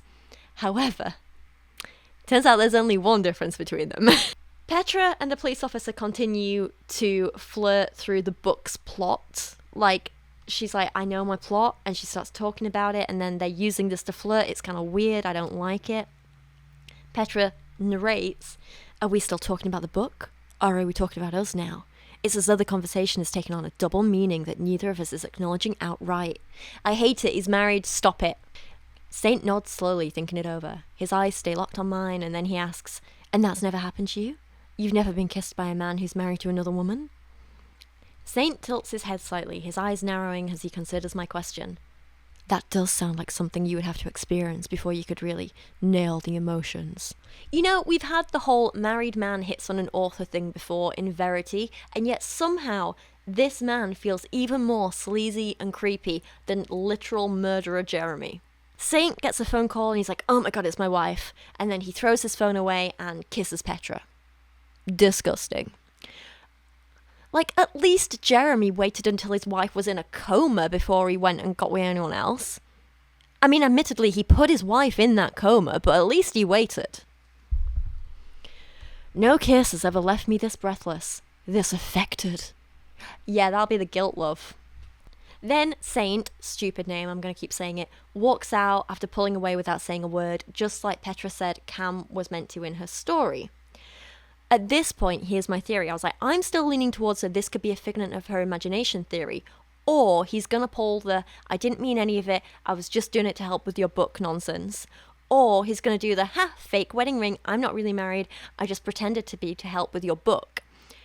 And I was like, but wait, doesn't he know stuff about the book that she hasn't told him in this conversation? And I was like, oh, you watched her live stream. He's like a crazy fan. That was my theory at this point. But either way, like, whatever of these theories, like the imagination thing, the like, I'm just making it up as I go to help you, or the I'm a crazy fan stalking you theory. I was like, I don't think there's any way this story could end in a way that I would like. You know what I mean? I don't know. I didn't like any of the theories I'd come up with. I didn't think they were good. Petra says, I'm smiling. Despite the guilt I feel for the betrayal, I'm somehow smiling because it doesn't feel like I've done anything wrong. It's research, right? Petra is possibly one of the least likable Colleen Hoover protagonists I've ever read. And because it's a self-insert, I think that says a lot. But I don't know. I don't know if, like, I don't like her because I don't like Colleen, or because I don't like her and she's a self-insert, it's making me dislike Colleen even more. Maybe it's cyclical. I don't know. Who's to say? In chapter 7, Petra brags about the cheating policeman to Mary, the wife down the road, remember, who replies with the worst line of the book so far. You're porking the porker. That was really written and published. The married woman, Marie, then supports her having an affair with the married man because, well, good for you. I've been married to Louis since I was 17, and it wasn't until I was in my 50s I realised my lips had never touched another man's and likely never would at that point because I was in my 50s and Louis was healthy as an ox. And to be honest, it made me kind of sad. Because what if Louis is a terrible kisser? What if we aren't even doing it right? How would we know when we've only experienced each other? Now my youth is gone, and the thought of Louis putting his tongue in my mouth makes me want to walk right out there to the spot where that young man ended his life the other night and do the exact same thing. That's just disrespectful as hell, isn't it? Like, I'm just saying, with all the stuff Colleen is writing here, if I was her husband, I would be very concerned. I know she was like, don't read into my life, but love, I'm reading into your life and it's terrifying. I would be concerned if I was him. And here's what's confusing, because it literally says, my lips had never touched another man's. That's pretty straight to the point. That's not like I've never had another relationship. That's not like I've never had another romantic kiss. It's my lips have never touched another man's, which is ridiculous because she then goes on to rant about having to do kissing scenes as an actress. So your lips have touched another man's. They weren't romantic kisses. They were work. I get it. But your lips have literally touched another man's many times. The way she talks about this stuff, it's weird because it ends with those film accusations about stuff that happened on set and the lack of intimacy coordinators and so on. It just feels off. It just feels off that she's writing this. I laugh. Have you ever kissed a co-star for a role? I ask her. A couple of times, but those don't count. Makeout scenes are actually terrible. You have some sweaty director in a chair 5 feet away yelling action at the two of you, and the heat from the lights is making you both sweat, while the guy you're being forced to pretend to want to kiss has been a whiny little bitch for the last 2 solid weeks, and you'd rather be strangling him with your hands than your tongue. Sounds awful. It's very, very hard being an actress. Okay, going home. Out of alcohol. Again, this is a dig at Justin Baldoni, right? Like, it's not even thinly veiled. This is just... So throughout all this, Mary has been day drinking by herself, but just in case her alcohol problem wasn't obvious enough to the reader, Colleen has her say it out loud. Hell, this is my 3rd mimosa today. I probably won't even remember it happened by the time I make it home. Thank you. As Mary is walking away, she says, and yes, I possibly am an alcoholic, but I'm too old for intervention, so don't even try. Don't you just love it when an author explains everything to you because they don't trust the reader? And don't you just love it when they make a joke out of a genuine struggle and addiction that some people have and in some way, like, glamorize alcoholism? I mean, you're glamorizing cheating, so you might as well throw alcoholism into the mix as well, right? Mary then leaves, and Petra complains that she's struggling to write again because the cheating policeman hasn't texted her yet. And here's something that I noticed at this point. I was like, Petra only ever interacts with one person at a time in this book. Why has she never seen the husband and wife, Louis and Mary, together? That's a bit weird. I was like, here was my theory at this point. She's had some sort of psychotic break brought on by the whole cancellation, and, you know, she's gone a bit crazy, and all of this stuff that's happening are figments of her imagination. There's no Louis, there's no Mary, there's no policeman. She is in this cabin in the woods. She's the alcoholic drinking mimosas in the daytime, and she's just hallucinating all these people. And by the end of the book, she'll have gone like completely crazy and hallucinated this whole thing, but it's okay because she's written the best book she's ever written and people love her again or some nonsense like that, but she still has the hallucinations. I may have been reading too much Frida McFadden for videos recently, That was my theory. That's a very Frida McFadden theory, isn't it? She would do that. It's not what Colleen did, though. It's not, sadly. I actually think I would have liked the hallucination thing a bit more. I don't know. It's growing on me. Now I know the real ending, and I kind of hate it. The hallucination theory is growing on me. Anyway. I talked to Nora last night, but I didn't tell her about the kiss. Other than Mary, who knows next to nothing about me or my life, I'm never telling anyone. That is definitely something I want to keep private. I've always been a private person. And this feels too personal, too complicated to share, even with my best friend. And I was like, see, she can't tell Nora because she's real, but she can tell these strangers like Mary because they're actually not real and in her head. So she's just telling herself, you know? That was my working theory. Then there's more justifying of the cheating. Is this really any different from two actors kissing for the camera? It's art. Yes, it's different, and no, it's not art. You're still cheating. She texts him again. He flirts back like the piece of crap that he is. Are you having writer's block again? More than happy to help. Winky face. Holy poop. He even added a wink. I wasn't expecting that. I wasn't even really expecting him to respond, but that reply proves that we're both on the same page after that kiss a couple of days ago. You're a 34-year-old woman getting excited about a wink emoji. The lack of maturity is so confusing to me. As someone because I'm almost the same age, right? I'm coming up to 33. And I get you have that excitement when you're texting someone you like and it's new and it's flirty and and you get those butterflies. I love that feeling. Absolutely wonderful. However, getting excited because a married man sent you a winky face is just, it feels immature.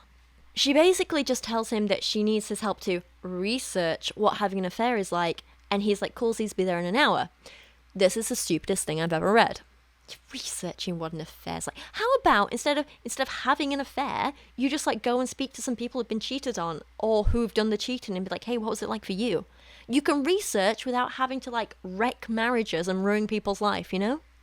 I said his actions could be explained and justified in a way if he's not actually married and he's just trying to help her by lying about being married, or if he's actually separated or something like that. I can see Colleen writing something like that to try and redeem him.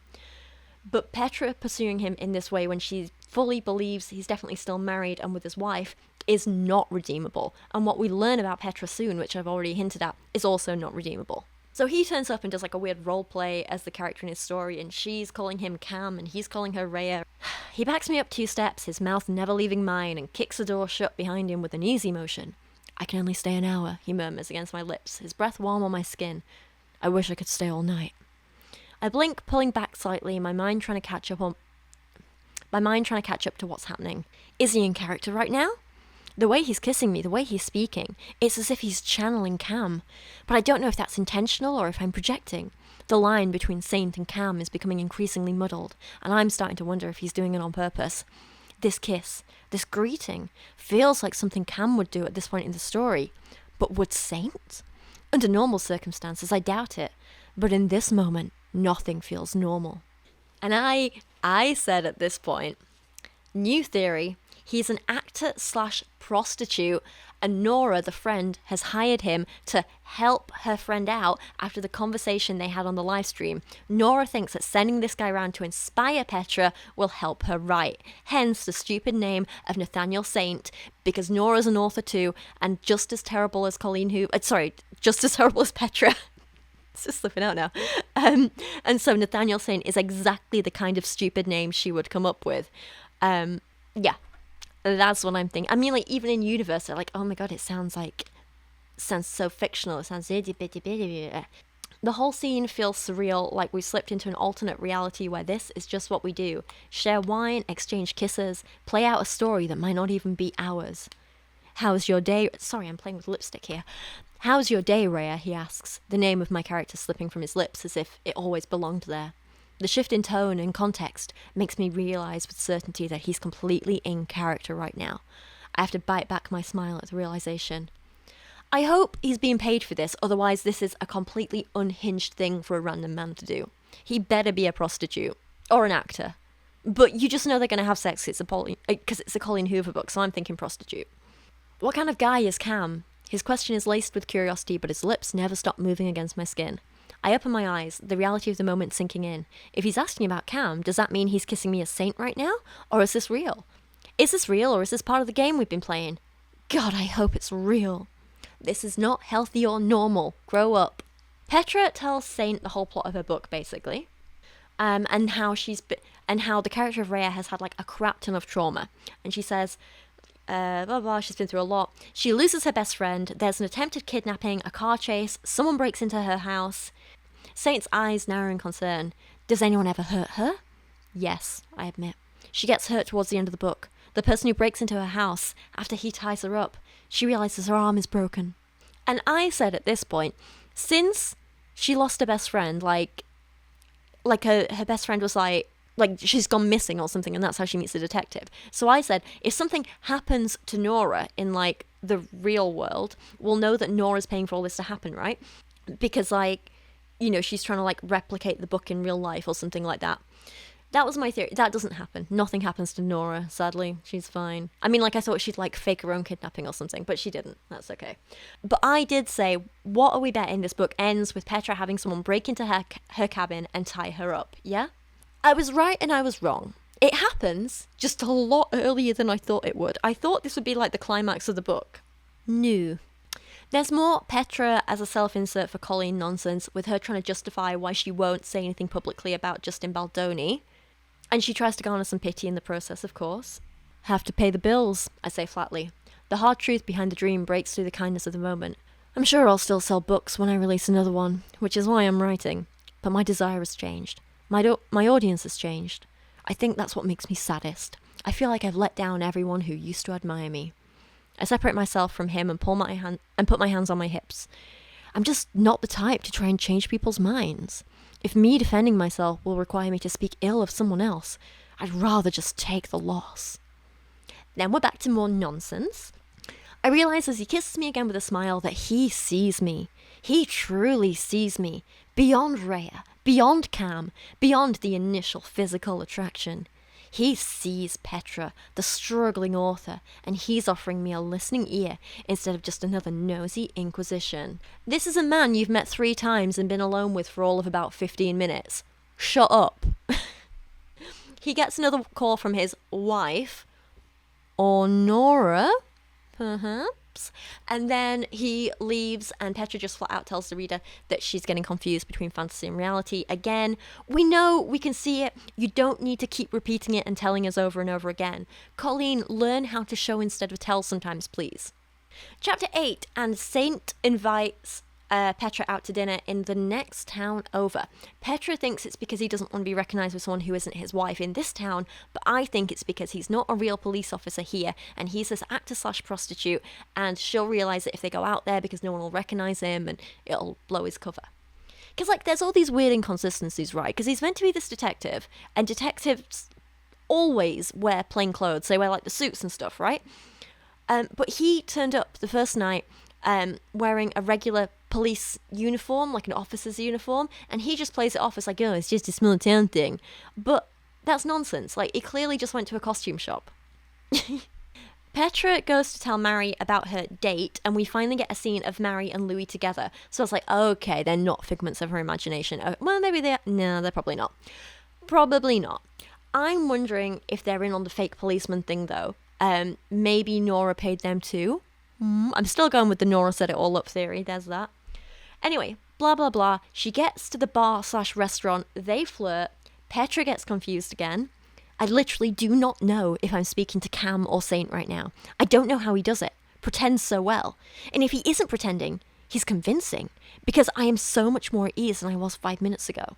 It's very repetitive, still unhealthy as hell. And also, maybe he's so good at pretending because he's a paid actor. Just saying. In chapter 9, Petra's written more and she shows it to Nora. This is so funny. She quotes from Petra's book, "The man who always seems to be running from something, even when he's standing still." Nora practically yells the line back at me. Petra, this is so good. I'm so invested in this story and you just sent me 1 chapter. When will you have more? You think this line is peak writing? I don't know what to tell you. I feel like Colleen Hoover wouldn't know good writing if it slapped her in the face. I'm sorry, I'm being quite mean in this one, but there's so little to redeem this book and Colleen. I have no patience anymore. I'm sorry. Nora keeps asking things like, are you happy with what you've written so far? You're not going to toss it and start over and confuse me by changing the entire plot line. And I was like, she's definitely orchestrated this whole thing, right? And she's hired Saint, I bet you. And I'm like, she doesn't want the plot line to change, because then that would like change what she's having Saint do. That's what I'm thinking. We're now 42% of the way through the book, and I feel like I'm still waiting for it to start, you know? Why does so little happen in Colleen Hoover books? So, I was reading this Reddit thread the other day, which pointed out the difference between writing dialogue scenes for books versus films, and how for film, because you have so much less time, you have to make things shorter and snappier, and how that doesn't translate well to novels, because it results in the dialogue lacking any real depth, you know? So this comment in particular stood out to me that says, a conversation in a book that might take 20 minutes to read or act out is way too long for a movie. Basically, any emotional beat on film is 10 minutes at most, and usually much shorter. That means you have to truncate it if you were to directly translate it to film. But that also means simplifying the rhetoric and motivations behind them. Screenwriters tend to write short, punchy dialogue or quips because of this. Blah, blah, blah. That said, if you watch only movies, then copy that into your book, you'll have a conversation that ends way too fast and motivations that feel hollow. Unfortunately, this is exactly how a lot of books feel today. So there's no one novel-style dialogue anymore, but a book allows you a lot more space to develop your ideas. And I feel like this is Colleen's problem. She's writing film-style dialogue in her books, in her novels. It feels like it's all just, she went here, she did this, she said this, scene over. It all ends way too quickly. It all feels very hollow. This whole thing, like, because they're meant to have this, like, rich, deep connection, but they've spent, like, 15 minutes together. Like, it doesn't make sense. Anyway, more angst, more repetition. It's just the same thing over and over. There's no real character development at this point, or any point, really. My least favourite part is the dread I feel knowing she may well come back and tell me the manuscript isn't working. That I still don't know how to write a love triangle, even though I'm risking so much by playing a part in one. I was so confused here, and this is what I said in the script. I'm confused by what she apparently is risking here. She keeps going on and on about how she keeps her private life and relationships private, so it's not like she'd face any public backlash for having an affair with someone else's husband, likely. She doesn't know anyone else in this town, she doesn't know his wife, she only seems to have one friend in the world who doesn't seem like she'd actually judge her that much, since, you know, she's constantly licking a bumhole, so what is the risk?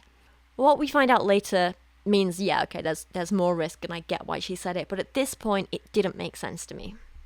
Okay, I have to go and catch a train, but I will be back to film the rest of this another day. We actually get some action next, alright? So just brace yourself. Get ready for this. Something happens. I mean, it's not well written or interesting, but something happens at least. Stolen the baby. Oh my gosh. Oh, I got the baby bear back today. I got that baby bear back. I got the baby bear back. Thank you, gorgeous. I love you. I love you. Do you want to say hi to everyone? Everyone's been wishing you well. Everyone's been hoping you get better. I know, they've all been so lovely and kind. Is there anything you'd like to say to your audience? Your fans? Because this is your channel, isn't it? I say thank you. Say thank you for looking after me, everyone. Thank you. I love you. Bless her. Where do you want to go, beautiful girl? There you go. Careful. Love you. Okay, day 2 of filming. Let's get through this. So, where were we in the book? Petra falls asleep. Oh, this is where it gets wild. I stopped at such an inopportune moment. It gets crazy at this point. Like, it's ridiculous. So, Petra falls asleep, but she wakes in the night to a shadow in her bedroom. I was like, Nora's paying people to reenact this whole book, isn't she? She's like, hired someone to do this, you know, the whole breaking in and tying up scene. It's got to be. I expected this to come at the end of the book and policeman's going to come in and save her, but it didn't exactly go the way I expected. It was worse than I expected. It comes in at like a third of the way into the book, and well, you'll see. And just to warn you, this is not pleasant to watch. It's actually kind of terrifying. A hand, large, strong, wraps around my ankle with a brutal grip, yanking me backwards with such force that I lose all sense of balance. Why does that sentence sound like it was written by AI? Sorry, anyway. My hands claw at the blankets trying to find something to hold on to, but it's useless. I slide across the bed, my body dragged towards the figure. My phone slips from my fingers, tumbling off the mattress with a dull thud as it hits the floor. I'm crying now as my chest heaves with panic. The hand around my ankle tightens, cold and unrelenting, pulling me closer to the edge of the bed. I kick out with my other leg, desperate to break free, but it's no use. I'm trapped. Helpless. I said, if her friend is the one who set this up, then she is disgusting. You don't traumatize someone for a book. So I was really hoping my theory was wrong. Thankfully it was. Nora did not set this up. That said, the person who did is disgusting and should not be forgiven. You'll see who it is in a second. What follows is a really horrible scene of Petra being dragged around the cabin and hurt. Through it all, she thinks it's Saint and she calls out to him and she begs him to stop, but there's no response from the attacker. She is tied to a chair, just like Rhea in the story she's writing. Then the attacker just leaves because, yeah, that's logical, right? Sorry if you can hear Coops snoring in the background. I just had to take a break while I calmed her down a bit because she's not been well and she just stresses a little bit. So she had a little yap and then we had a little play, took her out for a wee, gave her a biscuit, and now she's had a little snooze in a basket. So I'm going to try and be a little bit quieter while I'm filming if that's okay. And if you can hear her snores, I apologise. But I'm on a deadline, so let's try and get through this. So Petra spends an hour wriggling her wrists free from the ropes and then tries to call the police, but oh, what a surprise. Just as she's about to hit 911, Saint shows up at her cabin. And I was like, oh, I wonder how he knew to be there, almost like he's being paid to follow a script. But Petra is dumb, and she says, my mind is spinning, I have so many questions, but none of them make sense right now. All I know is that he's here, that he came back, and that somehow I'm still not safe. There's no reason he would show up here at this time of night. Not at all. Please tell me what happened, he says. He did this. I know he did. There's no other explanation. No one else would know where I am. No one else would know how to get in and how to cut the power. Only someone like a cop would know these things. Someone like a cop, or someone being played to play a cop. But seriously, no, there's plenty of people who could do this, not just police officers. So I don't really understand the point in this line. Petra, being smart for once in her life, pushes him away and blames him and then runs to the bathroom, and here's where she's dumb again. She showers. Yeah, you've just been attacked. You need to call the police because you've just been attacked and you're going to be covered in its DNA evidence. Don't shower it off. Anyway, that chapter ends with her showering. In chapter 10, Saint admits that it was him who broke in. So I was thinking Nora would have had like two actors, one to be the bad guy, one to be the police, but no, it's all him. He's like, I pretended to be the bad guy and assaulted you and tied you up and all this stuff, because he's like, I thought it's what you wanted. Obviously Petra is traumatized and a mess, and she's absolutely sobbing in the shower, so of course, being the man who traumatized her, he thinks the sensible thing to do is invade her privacy even more by barging into the shower with her while she's naked. God, Petra. Saint's voice breaks through the sound of the water, soft and full of remorse. I am so sorry. His words hang in the air, but they don't offer the comfort I need. He doesn't get to apologise, not after what he's done, not after the way he's crossed every line. But even as my mind screams at him, as I tell myself that I should hate him for this, my body betrays me. Stop it. I hate this. I said no, but my body said yes. Nonsense. I can't stop crying. I can't stop shaking. I keep my hands over my face, not wanting him to see me like this, but I can feel his presence getting closer. I'm shocked when I feel the water shift and then his arms wrap around me against my bare skin, and for a moment I'm too stunned to react. He's stepped into the shower with me, fully dressed, his clothes now soaking wet, but his arms hold me tightly as if he's afraid to let go. I don't understand why I'm allowing him to do this. I don't understand anything anymore. I should push him away, I should scream at him, yell, do something to make him understand how wrong this all is. Yeah, you should. But instead I stand here leaning against his chest, my body trembling, my sobs muffled by the fabric of his shirt. As much as I hate myself for it, as much as I want to punch him to make him feel even a fraction of the fear and confusion I felt, I can't deny that in this moment, I need him. No, love, you need therapy. When you told me about your book, Saint begins, his voice softer than I've ever heard it. I thought you were asking me too. Stop it. And this is why roleplay should be discussed beforehand, and you have safe words and you can stop at any time, otherwise you might end up traumatizing people like this. I know, I say again, because in a way I do know. I did ask for something, I just didn't know it would unfold like this. Yeah, let's not with the victim blaming, please. She did not ask for this.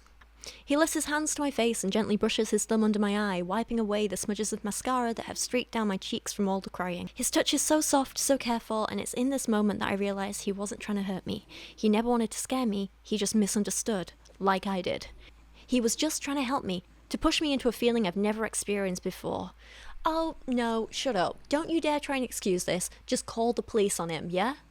So like I say, this did shock me because I'm shocked that it happened now and not at the end of the book. I was like, where the hell is this going from here? It's only going to get crazier. And it kind of doesn't, actually. This is like the peak of the action in the book. But anyway, so I said there are like two options of what I think could be happening here. One, Saint is an insane, dangerous criminal stalker. Or two, Saint is being paid by Nora, or maybe even Petra herself, if you want to go down that twist, to do all this role play because he's an actor, but the fact he's agreed to all this without her knowledge means he's probably an insane, dangerous stalker.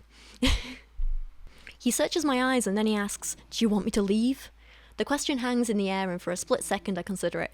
Part of me thinks I should tell him to go, that I need space to process what just happened, to get a handle on my emotions, but I can't bring myself to say the words. As much as I was terrified of him a few minutes ago, it wasn't him I was scared of, it was the character he was playing, the situation we both created, however unintentionally. I can't fault him for that. Not entirely. No, it was him, and you can fault him. It wasn't a character he was playing because this wasn't a role play you agreed to with proper terms beforehand. You did not consent to this. Like, what the hell is wrong with Colleen Hoover? She says she's like heard all this criticism and she's gone away and done other stuff and then come back to writing. It's like, but you've learnt nothing. If anything, you're just doubling down on what was harmful and glamorising abuse and dubious consent and full-on rape. Petra then obviously starts to feel super vulnerable being in front of him naked without her consent because, you know, she is vulnerable. But now his clothes are wet from jumping into the shower with her, so she's like, "I'll dry them for you." But she says, "There's something oddly satisfying about knowing he's reliant on me right now and that he can't leave before his clothes are dry. In a strange way, it gives me a sense of power." This is not you having power. Running around the house, looking after a man who attacked you and now has to stay in your house is not having power. I can't. Now it feels different. The power dynamic has shifted somehow. No, it's not. No, it's not. And now that he's the one standing there half naked with nothing but a towel wrapped around him, I feel more comfortable. Even despite the awful misunderstanding between us, I feel more in control now. His position of vulnerability helps me shed that fear that consumed me earlier. I'm sorry, but no, he's still a violent criminal and a danger to you. I don't care if he's just wearing a towel or not. He can still attack you again if he wants to. You're in danger. Call the police. Petra realises, shock horror, she doesn't actually know this man, but she decides she doesn't want to ask him any questions about himself because the answers might contradict all the ways I built up his character in my mind. So just like earlier, he'd been going on about how he felt like he knew her from watching a bunch of her TikTok videos, but that's not the real her, just the public-facing version of her. Like, at best, these two are infatuated with the idea of each other, and that's just so damn unhealthy. This is not a love story like Colleen wants to pretend it is. He lifts my other hand, repeating the same motion, his thumbs running back and forth over the sensitive areas where the rope dug into my skin. There's a softness in his eyes as he studies my wrists, a rare moment of vulnerability from him, and I can feel his concern. "Did I hurt you?" he asked quietly. Oh, of course you hurt her. You attacked her and tied her up. "Did I hurt you?" he asked quietly, his voice low, almost cautious, as if he's afraid of my answer. I shake my head, my voice steady. "I'm fine." He doesn't look convinced. His head tilts slightly, his brow furrowing as his eyes narrow with skepticism. "Be honest," he urges, his gaze penetrating, searching for the truth. "I'm fine," I repeat, firmer this time. I can see he still isn't entirely convinced, so I soften my tone, offering reassurance. "I'll be fine." I offer a reassuring smile, but I'm still somewhat coming to grips with the night, with how easily I've forgiven him. And at this point in my notes I wrote, she's writing another domestic violence romance, isn't she? And yeah, she pretty much is. Hurts her, she forgives him. Hurts her, she forgives him. Ridiculous. Like, can you believe she's reassuring him after he violently assaulted her? Stop it. Colleen has learnt nothing, has she? Absolutely nothing. At this point I made the mistake of looking up some spoiler-free reviews, and they all left me feeling quite disgusted. Especially with how people responded to this character of Saint. 5 stars, yeah, I love a crazy hot man. Who doesn't love a little bit of psycho and spice? 5 stars, exciting, twisty. I wasn't sure exactly what was going to happen, but I think I need a Saint in my life. Fan self. Yeah, let's not do that. Yeah? Let's not romanticize violent, abusive men. Petra then goes on to have a truly dangerous discussion trying to defend dark romance in this dark romance book. She says, I think it's because I'm just now realising what he's given me. Even the darkest of books have an audience that enjoys them, and even those readers, we wouldn't want to live out some of the fantasies we read about. It doesn't mean we don't enjoy reading those things. I did not enjoy what Saint did tonight, but I do appreciate that he was trying to give me the experience he thought I was asking for in a safe way. Aside from being tied up, I was never in any actual danger. He just thought I wanted to feel like I was. What's strange is that it feels as if he did those things in a book and not in real life. We forgive our characters for much worse than we forgive our friends and lovers for, and I feel like I'm lending him the forgiveness I'd lend a character rather than an actual person in my life. I'm sorry, but no. No, this is so unhealthy, no. I hate everything about this. She's like trying to defend dark romance by being like, oh, it's just fiction, you know, we wouldn't condone it in real life, but then within this book, she's like, oh, well, it happened in real life, but I can just pretend it's fiction and condone it. And then they have sex, and we get another generic Colleen Hoover sex scene, except this one is different because we get some kind of pick-me lines like, are my breasts prettier than his wife's? Am I prettier than his wife? Yeah, let's not. Also, you're pretty sure he's married, you're thinking about his wife, like, let's not do the whole cheating thing, please. Like, no. We do get another condom discussion, though. This happens quite a bit in Colleen Hoover books, which, you know, I have to applaud her for, because a lot of smut authors forget about contraceptives, but it feels, it's bad. He drops me on the sofa, pulls his towel away, then lowers himself on top of me. Do I need a condom, he asks. Yes, you do. Neither of you have been tested. You need a condom. I'm on the pill, and I know I'm good not to use one, but how do I reassure myself that he is? I barely know him, and my decision-making skills have not been great tonight. I'm naked beneath a man who made me cry from fear earlier. My hesitation in answering him gives him what he's looking for. My wallet. I'll be right back. He crosses the dark room and I hear him rifling through the wallet. I even hear him tear the wrapper as he's making his way back to me. So 1, never trust a condom that's been in a wallet. Like, most men put it in their pockets and stuff, and then it gets warm, and then that reduces the integrity of it, and it's more likely to break. Never trust a condom. No, never trust a wallet condom. And 2, I don't care if you're on the pill or not. Use the condom anyway, since you don't know what diseases he's carrying. And especially because he has a wife and he's presumably sleeping with her as well. You don't not use condoms if you're sleeping with multiple people. It just have some common sense. Thankfully they do use it, but still. And oh god, I hate this bit, right? He returned so fast I didn't even get a good enough look to determine whether this is gonna hurt. I've never had that before, the kind of sex women have in the books I write. Every man I've ever been with has been of average size, so I've always had to imagine what it would be like to be effed by a man who is so big it actually hurts. I'm sick of this nonsense. Sex shouldn't hurt at all, and if a man is so big that it has to hurt you, like, at least try and use lube so it doesn't hurt, but if it does hurt, like, that's not pleasurable. That's not aspirational. Anyway, they have sex, and the next morning he sneaks out before she's awake. And I was like, where the hell did his wife think he was all this time? Leaning towards him not actually being married and him being a paid actor. That's what I was thinking at this point. Anyway, Petra decides that the sensible thing to do here is to follow him in her car, because all love stories need a little bit of stalking, right? And she's like, I need to find out about him. I need to see his wife. So she's kind of crazy as well. And so she follows him in the car, even though what she should be doing is going to therapy. He notices that she's following, though, and he pulls over into this creepy old country road to confront her. Get out, Petra. His voice is low, commanding. Not angry, not yet, but with an undeniable sternness. I hesitate, frozen by a potent cocktail of shame and fear. My cheeks burn. He senses my reluctance, and with a sigh, he opens my car door and reaches for me. Before I can protest, he has me. One strong arm loops behind my back, the other under my knees. He lifts me effortlessly as if I weigh nothing. I'm so fed up of men just manhandling women. Consent matters. Bodily autonomy matters. His hands brace against the car on either side of my legs, trapping me between his arms. He leans in, his face close, his dark eyes with an unreadable intensity. He is so creepy and dangerous. Please run away from him as fast as you can. He tells her to stop digging, but she's like, but I'm curious. And then she asks him, are you happy? The question slips out before I can stop it, a desperate plea for some crack in his carefully constructed facade. His jaw tightens almost imperceptibly. Yes. The word is clipped. Definitive. A bitter taste floods my mouth. Then why are you cheating on your wife with me? The accusation hangs in the air. His eyes narrow. You asked me to. Such a stupid response. Take some accountability, mate. The bluntness of his reply stings. It's a cold dose of reality, and it's true. I did, maybe not outright, but I definitely initiated it, fueled by a reckless desire for something I knew I shouldn't want. But do you feel guilty? I press, my voice rising slightly, desperate to find a chink in his armour, a flicker of guilt, anything. Are you really asking these things because of your book? Or should I be worried you're about to cross a line? His tone is bordering on condescending. It makes me feel small, insignificant, just another secret to be kept among so many other secrets that he tucks away. He is just a piece of crap, isn't he? Like, don't blame her for your choices and actions, mate. And again, he's scary, right? Like, I genuinely think this man could kill her. That's not sexy. He says, I'm a good husband outside of what she doesn't know. Nonsense. But if you're starting to question doing the things she doesn't know we're doing, then maybe we should stop doing those things. You're not a good husband. Of course you should stop. Idiot.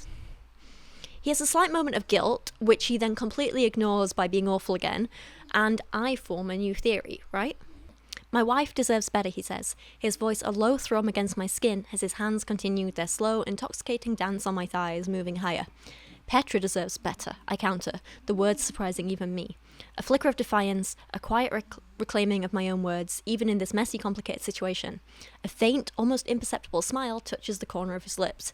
It's not a happy smile, more of a weary acknowledgement.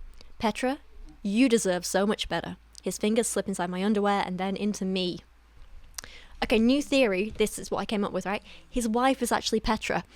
They're actually married, and this whole policeman thing is some elaborate role play that they've cooked up between them to help her with a book, except she's insane, and she seems to be forgetting who she is, and who he is, and what's real and what isn't. That would be better than what the actual story of this book is. Okay, sorry if it seems like I'm stopping and starting filming a lot today, but I am. Kyra keeps needing me, so I've got to be with her.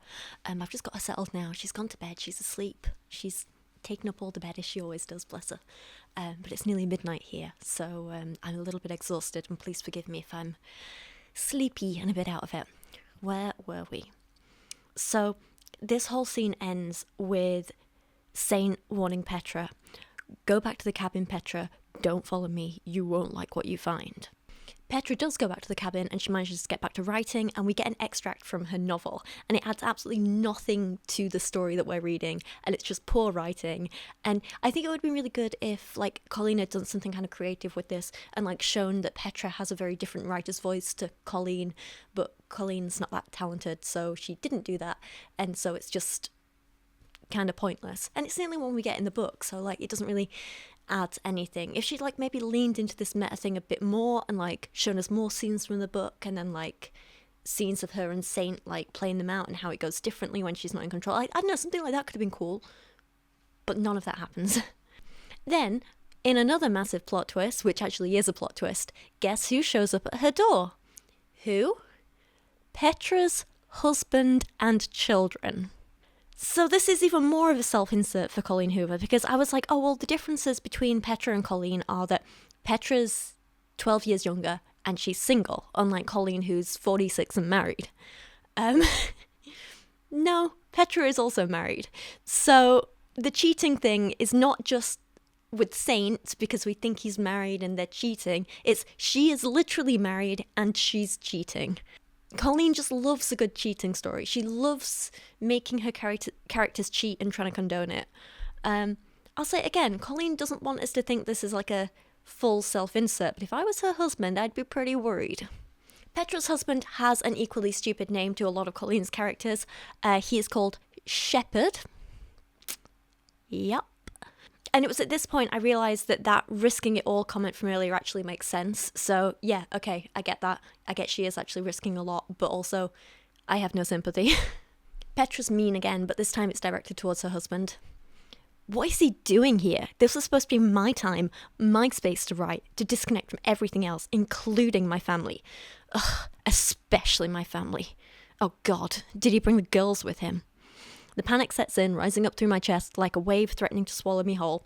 I can't even believe this. Shepherd never shows up to my writing weeks unannounced. We have an understanding. All right, calm down, David Harper. Sorry, no, that was arrangement, wasn't it? We have an arrangement.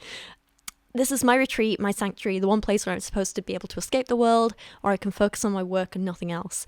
But now my carefully constructed bubble has been burst, and I have no idea how to piece it back together. And just when I think I couldn't hate a character anymore, here we go. I really, really dislike Petra. I think she is one of my least favourite Colleen Hoover characters ever. Shepard is looking through the window now too. His expression is one of complete happiness, like he's giving me the best surprise in the world. He waves at me, his smile a thing I'd like to wipe off his face right now. What a vile person. I feel a pang of guilt so sharp it's almost physical. I should be better than this. I should be a better mother, a better wife. I shouldn't be living this double life, sneaking moments with a man who isn't my husband. No, you shouldn't. And yes, you should be better. In another dramatic turn of events, Shepard is busy cooking dinner when Saint turns up at the house. Petra had warned him, hey, don't come over, my husband and kids are here. And he's like, what the hell? And then shows up anyway. I mean, it's to be expected. We know he's completely unhinged. He's in full uniform. Yeah, he's dressed as a police officer again. He's in full uniform, crisp and impeccable, a perfect mask of professionalism. The badge gleams, the dark fabric of his shirt accentuating the breadth of his shoulders, the holstered gun a stark, chilling presence. But his eyes, they're locked on me, zeroed in with an intensity like laser beams piercing my very soul. He knows exactly what he's doing, like he's fully aware of the precise chaos he's about to unleash, the emotional fallout he's meticulously planned. His jaw is hard, a rigid line, his expression severe, almost menacing, and I can't breathe. I can't even move. I'm a statue of dread. Hey look, a police officer using his position of power to terrorize people. This might be the most realistic thing about the book. He makes up some story about a vehicle needing a visitor tag or something, whatever. Petra knows he's lying but goes along with it. It's of absolutely no consequence at all. Petra feels a bit uncomfortable. He enjoys making her feel uncomfortable. He leaves. End of. He gives Shepard a tight nod, a curt professional acknowledgement, his jaw clenched, a muscle jumping under his skin. I'll be back in the morning to make sure the car's gone, Saint says, his voice flat, but his words are laced with something that feels like far more than just a promise. It's almost as if it's a warning. A subtle threat wrapped in the chilling formality of his professional tone. The way he says it sends an icy chill slithering down my spine, burrowing into my bones, and I know, with absolute terrifying certainty, that he means every single word. This isn't just about Shepard's car, it's about control. It's about letting me know that he's not done, that this isn't over, that I'm still firmly within his grasp. Yeah, if I was her, I'd just leave immediately with your husband and kids. This man is dangerous, he's controlling, he's abusive, this man is gonna kill you. And then, like I say, he leaves and, nothing happens for a few pages. And then Petra complains about how her marriage is difficult because money problems and he's working and he's, doing all their finances. And she's like, ugh, don't bother me with that. And she's just being entitled, whatever. I mean, it's normal for money troubles to put a stress on a relationship. I get that, but it still doesn't condone cheating. Doesn't excuse it. Then there's just pages and pages of Petra and her husband slapping at each other, and Petra's like, you just don't understand what it's like to be a writer, an artist. And then he's like, well, you just don't understand that we need to pay the bills and you have a family you've been ignoring. And she's like, yeah, well, stop bothering me, you're stopping me from writing, so you're why we don't have money. And they're both unbearable. Especially Petra, but both of them. That's not... Ugh, I drop my hands to the couch on either side of me and groan. That's not fair. Writing is a weird beast. And you know I work best when I have stretches of solitude. I love you and I love my girls, doubt. But it's like you can't even get through a week without needing me to give you a reprieve. When do I get my reprieve? How about the last several weeks you've already been here by yourself sleeping with a random man? Just a thought? Then he calls her a bitch and apologises. Again, awful.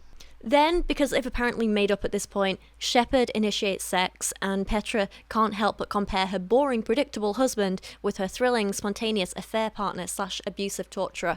And apparently, it's boring when you're with a man who is stable and reliable and cares about you. But it's fun when it's with a stranger you don't even know who's tried to kidnap you in the night. Petra makes an excuse to go outside and call Saint, and they have a phone call.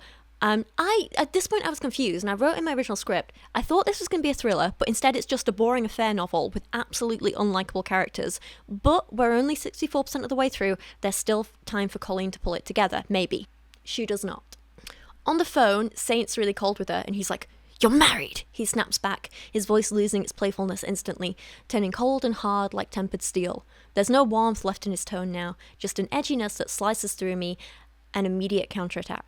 His words are heavy with accusation, laced with judgment, as if he has any right to condemn me, as if he's not the primary instigator in this entire devastating mess, the architect of my current torment.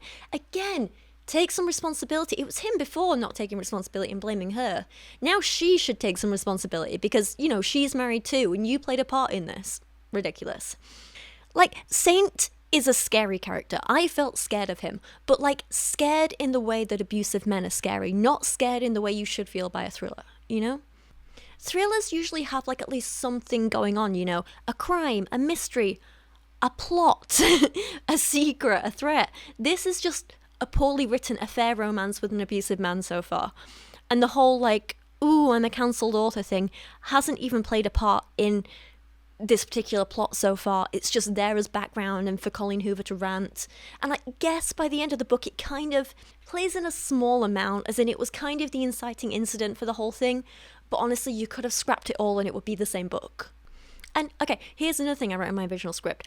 I was going to argue, well, that at least it was the inciting incident that she got cancelled, so she goes away to write and try something new in a cabin. But then she gives this big speech about how she always goes away to the cabins in the woods for her writing, and how she always becomes her characters, and how she's a method writer, and she always gets engrossed in it, and blah, blah, blah, and she's done these kinds of role plays before. So I'm like, well, then the whole cancellation wasn't really the inciting incident, was it?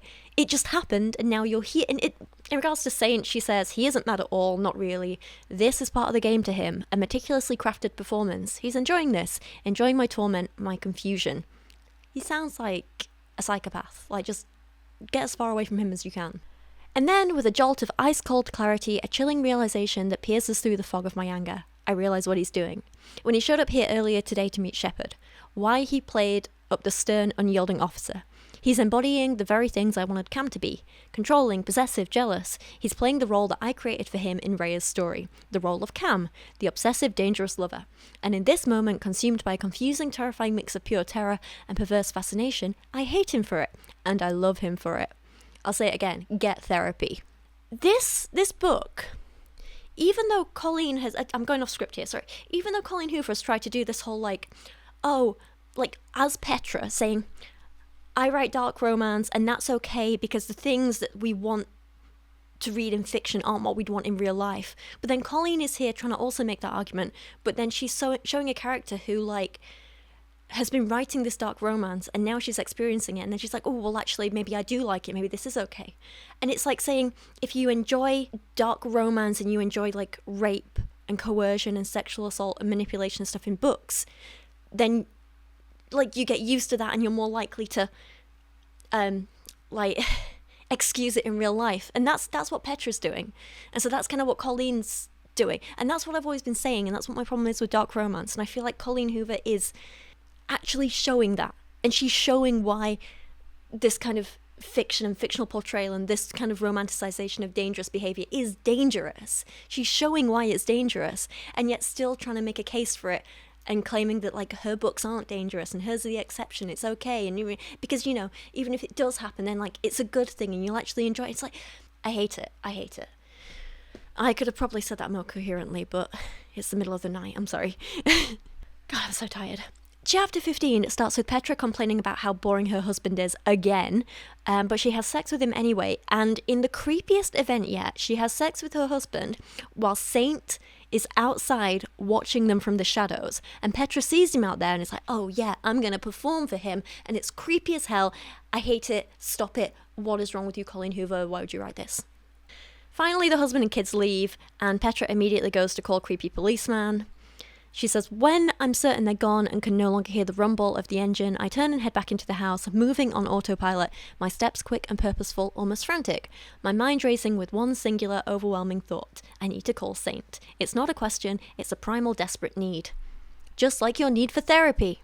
I don't get far. The moment I open the door, I'm left frozen in place. Saint is somehow standing right in front of me, having materialized as if from thin air, his tall, imposing frame blocking my path completely, filling the doorway. His eyes, dark and piercing, are locked on mine with an intensity that makes my skin prickle.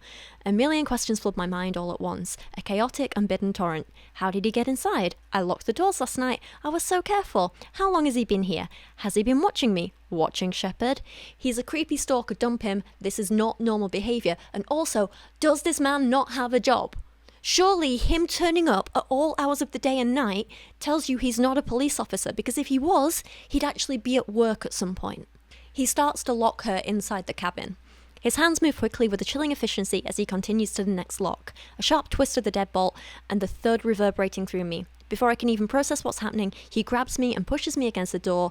The sudden force of his body presses against mine, pinning me to the solid wood, trapping me, and I can feel the radiating heat from his skin, the raw, barely leashed power in his touch, in the taut muscles of his chest against my own. He grips my jaw with one firm hand, his fingers digging into my skin just enough to make my breath hitch, and then his mouth crashes against mine in a hard, possessive kiss. This is assault. This is not sexy or fun to read. It's rapey and it's scary. There's another creepy, possessive sex scene, although I'll say this. Saint has been lying to her this whole time. He's not who he says he is. I think you've already guessed that. Therefore, every time he has sex with her, it's by deception. And therefore it's rape.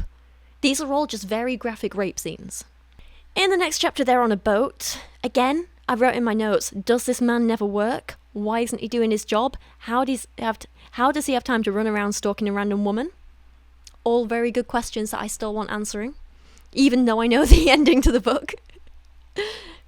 Why is he not working? Get a job. Stay away from her. Is here we get the revelation that Saint and his wife, well, he tells her they tried to have kids for years, but they couldn't, so they split up 6 months ago. So he's actually separated from his wife, but he's technically still married, and me. So one of my theories there was kind of true, but, well. He says they don't live together, but they still talk every day, and they're both having trouble moving on, which seems like a terrible time to start an affair, right, with a married woman, but what do I know? Anyway, he says he's jealous of her husband. Saint looks out at the water again, his jaw working. What does that even mean? Then his voice lowers, almost to a confession, chilling me to the bone even in the warm sun. When I was watching you say goodbye to your girls, when Shepard was there. He pauses and I hold my breath. I was angry, Petra. So angry. He turns his eyes to me and they burn with an unsettling intensity. I wanted you to get caught so you'd leave him, so I could have what he takes for granted, what he barely sees anymore. Now, this confused me because I didn't like the way that Shepard called his wife a bitch. I'm never going to be in support of that. However, everything else he did for her, like everything else we've seen of him on the page, I don't understand how you can accuse him of taking her for granted. He made an effort to come see her, to cook for her, to be there for her. Like, he takes care of the kids by himself for weeks and weeks and weeks at a time so she can be off in a cabin, writing a book, and having sex with a random man, and pretending it's art. He does all that without complaint. He manages all their finances, he does all her taxes and accounting and all that sort of thing, all so she can have this career. Give him a bit of credit, yeah? I never thought I'd be defending a man in a Colleen Hoover book, but here I am. In the next chapter, Petra heads home for the weekend for her kid's birthday party, and Saint stalks her here too. He's somehow found out where she lives and is sat in his car watching her. It's creepy as hell. I hate it.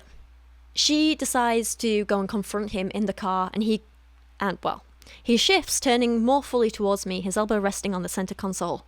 You're in danger. My brow furrows. Danger? What are you talking about? A cold trickle of unease joins the anger.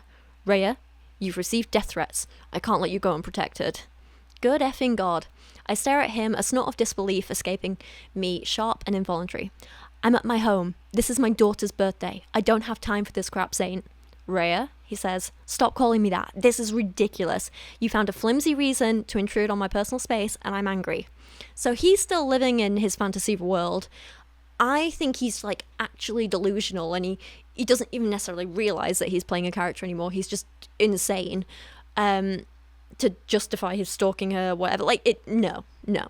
He seems genuinely surprised by my reaction. He angles towards me a bit more. Are you worried I'm here to confront your husband? Well, I mean, you did say you wanted her to get caught in the last conversation you had, so wouldn't surprise me. I honestly have no idea what you're capable of. It's effing terrifying. He immediately drops the whole act. No more No more grin, no more cockiness. He transforms back into the saint I had on the boat. His eyes reassuring, his posture comforting. Petra, he repeats. His voice is quiet, almost a plea. The barest hint of vulnerability in its tone. I would never do that. I walk straight into the house and to the bathroom. I lock the door and do everything I can to not have a complete meltdown. This is my home. I think he might be crazy. I think I might be crazy, which is what I've been saying throughout this whole book. But no one listens to me, do they? Chapter 19 starts with I'm crazy. Because what sane person would return to the location where she's vulnerable to a man who drove 2 hours to sit outside her house without permission? Yeah, this is what I've been saying. Me, that's Sue, but my god, I've never felt anything like this. It's a constant tug. Like a thick rope loops from my chest to Saint's, and I'm constantly being pulled until I'm too exhausted to fight that pull. Following attraction and intrigue over instinct and common sense is a very good description of crazy. Yeah, it is. And stop thinking with your vagina, okay? It's just lust. It's just lust. That's all. He's a dangerous man and you're married. You're a grown adult woman with agency. Use it. Stop doing this. You don't have to just follow your vagina your whole life. Of course, he's waiting for her when she gets back to the cabin because this man does not have a job. I said in my original notes here, I still don't think he's a police officer. I'm still going with the actor theory, or since they've had actual sex, maybe more like prostitute. She says, I'm so happy he's here. I'm so angry he's here. I'm mad at myself for wanting to run into his arms while simultaneously feeling the need to blacken his eye. Once more, get therapy. He's standing at the stove, his back to me, the faint scent of herbs and tomato sauce already wafting through the air. He's wearing faded jeans and a dark t-shirt, the fabric stretching taut across his shoulders. One hand is sprinkling something on top of a dish, the other rests casually on the counter. The picture of domesticity completely at odds with the man who invaded my life, my home, last night. And good God, he's wearing socks. Why am I a sucker for a guy in a clean pair of socks? Clean socks? That's what you like in a man? Clean socks! The bar is on the floor. So, of course, because he's wearing clean socks, she decides to stay and eat dinner with her stalker, and over dinner they discuss the book she's working on. And when I read you this next section, please remember this is Colleen Hoover writing about the writing of her self-insert character. So this is Colleen using a fictional character to comment on the writing of another fictional character that's a self-insert of her, so she's basically talking about her own writing. This is what she thinks of her own writing. Petra, he says, his voice softening, a deep resonance that makes the air thrum. I don't know why you aren't the cockiest writer in the world. You're so great. Seriously though, I couldn't put it down. Just seeing how you interpret the moments we've had together was the best reading experience I've ever had. The language you use, the way you craft a sentence, it's all so powerful. Somebody stop Colleen Hoover, please. In the next chapter, Saint tells Petra, I'm getting all these names mixed up. Saint tells Petra that he's coming over again. She doesn't get a choice in the matter. He's like, I'm coming over, deal with it, bitch.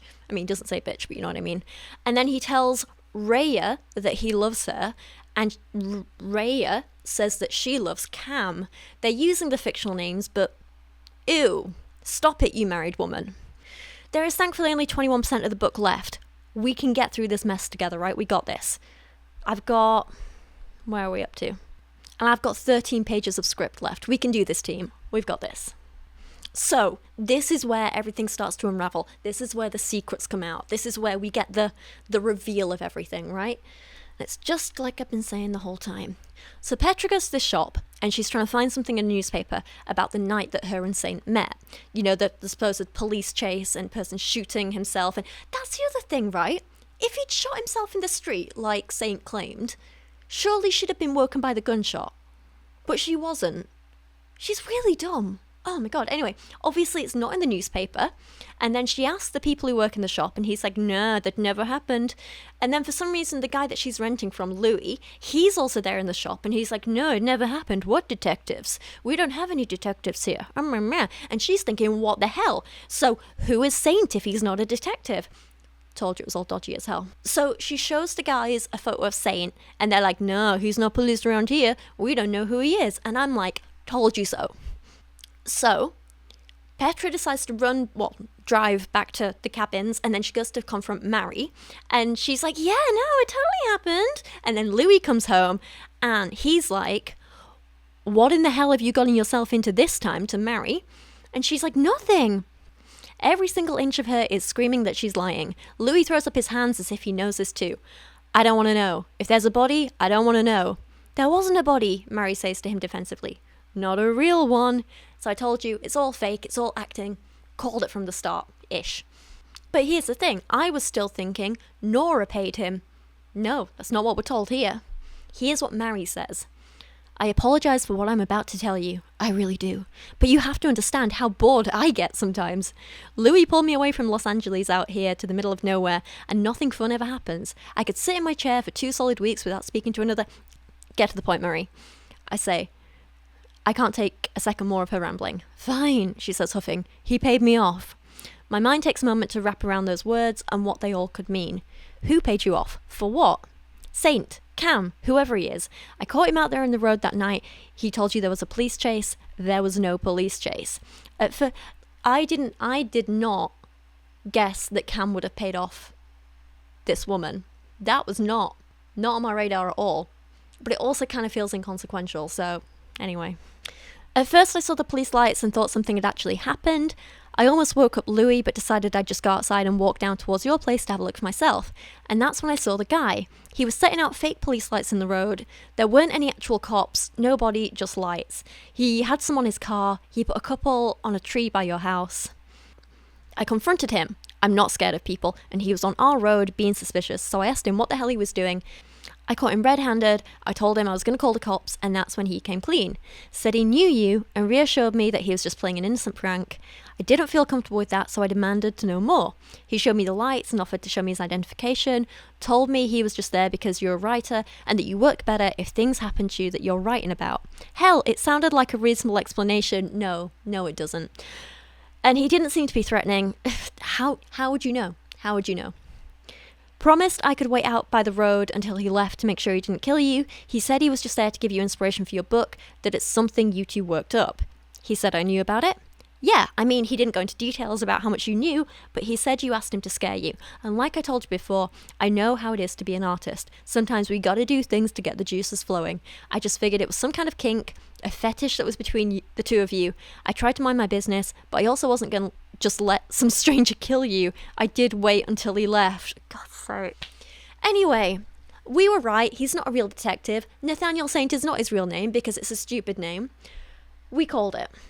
And then in my original notes I said, I just can't decide at this point if he's been paid for by Nora like I expected, or if he's just a crazy stalker fan who watched her live stream and decided to try and help her. I'm going to give you a spoiler now, okay? It's both. I know. Chapter 22, she finally realises he's been using a fake name, but only because she tries to Google him. Took her long enough. You've been having this affair for weeks and you never thought to just Google him. Mental. She decides to try and do a Google reverse image search of his face, but obviously that won't work because Google protects people's faces and identities like this. So instead she pays for some dodgy service and she finds that his name is actually Eric Kingston. This may be the most ordinary name in a Colleen Hoover book ever. Love that for him. She starts Googling him with that name. She finds his LinkedIn profile saying that he's a screenwriter, but she still chooses to be stupid. I scan the page, my eyes racing over the details. He's not a detective. He's not even in law enforcement. Eric is an effing screenwriter? I blink, stunned as I process the information. He supposedly worked on several film projects, some of which I've actually heard of. My mind is reeling. I scroll further down the page, taking in more of his resume, but nothing on the page reveals that he's a detective. Of course it doesn't.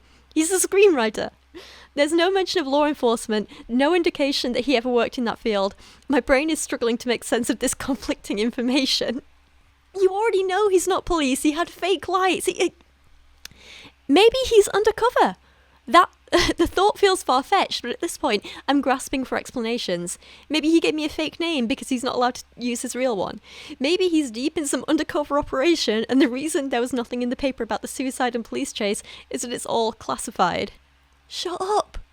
Petra is so completely dumb. You know absolutely that he is not police at this point, and she's still in denial. She's stupid. She is actually stupid. It's infuriating. She panics and decides to try and leave the cabin and run away and go back to her family, which is what she should have done weeks ago. But as she's packing, Saint Eric, as I shall now be calling him, has broken into her cabin again, and he knows what she's found out about him because he sees her phone. And I guess, like, the whole fake identity bit is kind of the thriller part of this book, I guess. But it's still not interesting enough to justify it being a whole book and everything else in it. It's still just a boring affair story, really, isn't it? He reveals to her that he did all this because your live video. His tone is deliberate, like he's explaining something simpler to a child. You said you wish you could experience the things you write about. You said your character was a cop. I brought that to you. So he is a crazed fan. And then she realizes, which means he's been following me. He's in my private group. My stomach churns with the sickening realization that this wasn't some random encounter. He's been planning this, watching me for God knows how long. How long has he been following me online? The thought makes my skin crawl. Told you, creepy stalker. Here's where I made a mistake. In my original script I wrote, hey, at least for once Colleen is finally presenting the creepy stalker as the bad guy. This is new for her. However, with everything that follows after this point, I take that back, because she does not end up portraying him as the bad guy. She makes so many excuses for him, it's infuriating. It's infuriating. However, I did say, I'm conflicted about this whole reveal and everything, because on the one hand, I'm glad she went with a plot that actually makes sense. Even if it was predictable, that's okay, because it does make sense. It's logical, it follows through, this is great. On the other hand, for any of this to have worked in universe, Petra had to be so incredibly dumb for all this stuff to happen to her and her not realise. She had to be so stupid, and because of that, she's just a really infuriating character to read. It turns out he did absolutely lie about everything. His name, his job, the wife and infertility, all made up. My other question then, though, is like, who was phoning him all those times? But that's never answered. So I just assume it's probably like a work call or something that happened at an inopportune time, or maybe he set a timer on his phone to go, I don't know. Anyway. She tries to call the police, but he attacks her and steals her phone from her hands and says, I haven't done anything wrong, Petra. Really, mate? His voice is sharp, laced with fury, as he tosses the phone behind him with a careless flick of his wrist. The sound of it hitting the wall makes me flinch. The next thing I know, he's pushing my shoulders hard enough that I stumble and fall back onto the bed. I scramble, crawling frantically towards the headboard, trying to put as much space between us as possible. My mind is screaming at me to keep moving, to find a way out, but I'm cornered. And this is what I mean. So I'm saying, he goes on to be like a total victim blamer, saying, you asked for this, you wanted this, I could tell on your live streams you said you so clearly wanted this, and so on. Nonsense. Absolute nonsense. They didn't have a discussion about this beforehand. There was no safety in this role play. There was no consent in it. No, she did not ask for this. He says that what they've done to each other is exactly the same, because he grips the back of his neck, his frustration mounting, his face twisted with anger. You didn't lie? Petra, you're effing married, he roars, his voice filled with accusations as he closes the distance between us in 3 long strides. I instinctively scoot to the other side of the bed, trying to keep the space between us, my pulse pounding in my throat. You're a wife and mother. He spits the words sharp as a blade. And none of your readers know that. I didn't know that.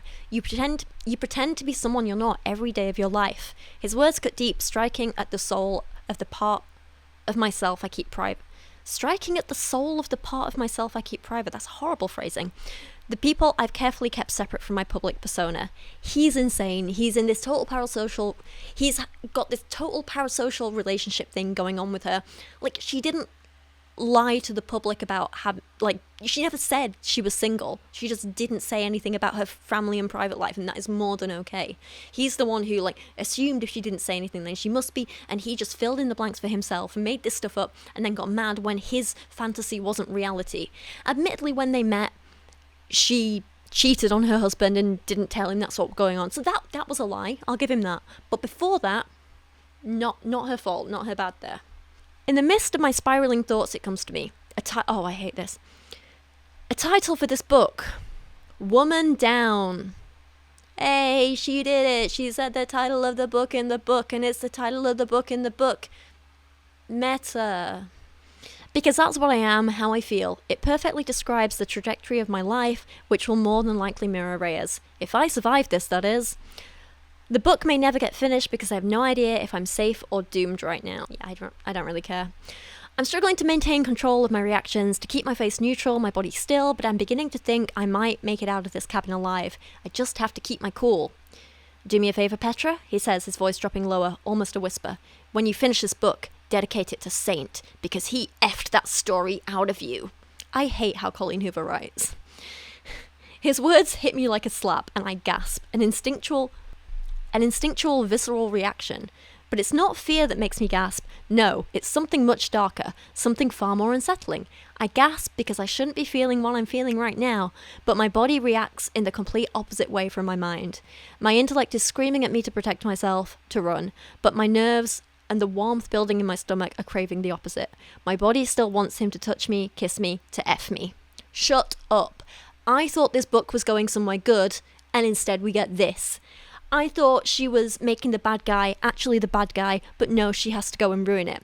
I was all ready to say that I thought Colleen Hoover had, learnt her lesson, that I'd underestimated this book, that the ending was going to redeem it, but no, she hits us with this nonsense of, yeah, sure, he stalked me for weeks and tortured me and hurt me and done all this stuff without my consent and lied about who he is and basically raped me by deception, but he's still kind of hot, so I kind of want him. Stop it. I want to leave. I whisper, my voice barely audible. The words come out shaky and more uncertain than I intended. It's the truth. I do want to leave. My mind does, anyway. He's still staring at my mouth, his fingers grazing my lips with a touch so light it sends a shiver down my spine. It's one of these, my words say no, but my body says yes moments that I hate. I hate this nonsense. His eyes flick back to mine, locking me in place with a gaze so intense it feels like he's seeing right through me. Like he knows exactly what kind of battle my body is waging against my conscience. He completely ignores my request as if I never said it, and instead, without warning, his tongue dives into my mouth with a heat that steals my breath away. This is sexual assault. The heat blends with my terror in a kiss that is equal parts passion and desperation, and for a moment, I'm stuck in it. I don't want to kiss him back. I don't want to give in to the pull of him, but my body betrays me, my lips moving against his as if they have a mind of their own. I feel the familiar rush of adrenaline, the desire coursing through me, and it scares me like I'm not in control of my actions. I'm sick of reading sexual assault. I'm so tired.